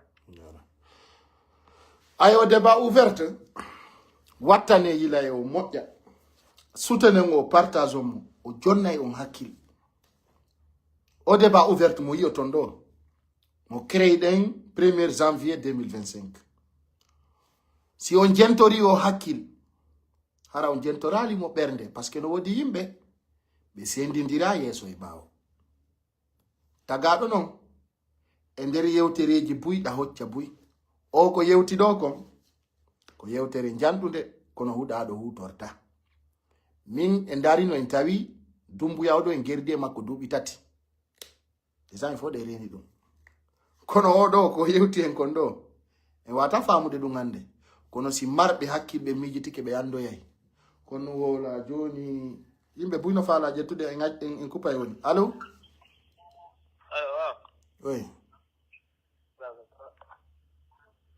ya awana le pere yo to gol jetta do pay ko gotto États-Unis do nange makko gaynde bernde watta politique na dina ni bernde e politique yadata few yaratano ko mahara on tikino wattani la moƴƴa anda ko honno piiji ɗi yarata faami sa andi no piiji ɗi yarata non a tampata kono sa waɗiri politique guerre tun a yenen ko ɗum tawɗen stratégie o mawnen influent au niveau de l'administration. C'est très important. Ça nous reste juste 9 minutes ici que nous devons terminer là vite fait là. Famille 9 minutes juste qui nous reste ici. Rien Paris. Voilà. Politique quoi Hakil Njani. Dans la politique. Nojo, je vais t'appeler là. Vite fait. Ayangi ke motta. Akapa ikonga. Voilà. Nojo. Apa iko zare? Konna way. Konna way na balu. Yette dal. Wallahi de ba ko jokku dal mo jaar mi geri no dugol ma mo jano ko wallahi ko ala lo fop no mo andi wonde sigonga kansinati andi jama wobe mamono to gonga la giselon ko ino dero kanko fala ka jija hibbuni wala ni ono la giselu jon so ni joni jama joni yaltu joni wobe wala makasi na kanko ibindi na kanko ibijija na kanko imbe yaltu ko ibo jija non kadi ka okay o ka kala jona fe wono premier ministre fe be wala joni sulamu joni wadi joni nambara ta joni ko nyaawugol exemple fe la sala konte ko fude jolo wali nana bo no be fop to ko fi nyaawugol fi aljanna ma fi la gara lambe be mo fo wara be tawander don ka jija ngi bino don kadi be sala dum lagine do ta goto yaltube waram mi yamira goto lagine ene ngi wakili kene fubbe be ko wakili da ko mi yale ko pay ko be buri palestinien be ko wadi ko dum tigi wadde yette finkade be fere den yette fero den o mo wakilo to bura dum wala ko jama ronki e wakili ke frère e pika ko burde wakilade ko kadi ko sego goto na wakilo rede ara no be dia le imino walli tien mani ka ben e soso be walli tien ona no fulbe no wono no wakilade wallahi ra en gani keno ko be fu ko be jodo ene fu be ben imode be waray ulle ma sitano hande kadi pullo ta goto yalto acce joni sawde ko fop non ta pullo goto yalto ko reality wonde yewde ta pullo goto yalto alfa konde hakke makko alfa konde na mamadi dumbe ase vender de drogue ma alfa konde no sukude jama ngani ka kina yalta quoi il est foutu hakke makko ne artude makko quoi Allah hakke makko alfa konde de dentawo adwa ka halde fi on ka misoji makko no e ngala fi makko fi andi tingolo parce que min ça veut dire que jama min alpha konde si darike da dumbuya darike min ko dumbuya mi jettata billahi wallahi mi jette dumbuya 1000 fois plus que alpha konde la mi de 12 ans qu'est-ce qu'elle a apporté fouti rien ko jelo wari en hawronki o yalti skoni do mi ka 100% mi do wona dumbuya ko don ko fi alpha konde de alpha konde ko do anini dini ko no aran mo andu no hore makko mo do anini to rade Allah yerbe warbe yalla ya fo yer ko lutti don o dara salla ya foto na fi halagol fi lam gol ba kefere o gero ko wona kefere fami kefere ko gero wona kefere sina alfa ko ni mo dara yer dubi luttude mo din avami parce que o fati ni dubi no la do yo inanodi din ka ko kal fi lam ko dara gol ni no tuba o ina yalla ya fomo yer ko be ittube wonki o dara yer ko luttade mo ko do so be peace and paix o ma yo na dal jan na mi go lo kadi inna ya ma fer no pullo mo yariro bobi mu horene indo yaro horende kan inna kanyo alfa konde ala itamo kade independent ono jama be ko fetu beni alfa konde no daro na ma wadi dumba ku vender dorag do nofdo do hare do kan ka se do ko ma wadi dumba yenu kan supply no mudu goddu nyum lutti woni yetu dani bene sokki jude ma mari ko o chondi ko anjoni mo adimo sekima alfa konde yo ferbo ta goto on veut plus de lui il n'a qu'à aller mourir. Ouais. C'est tout. Ouais.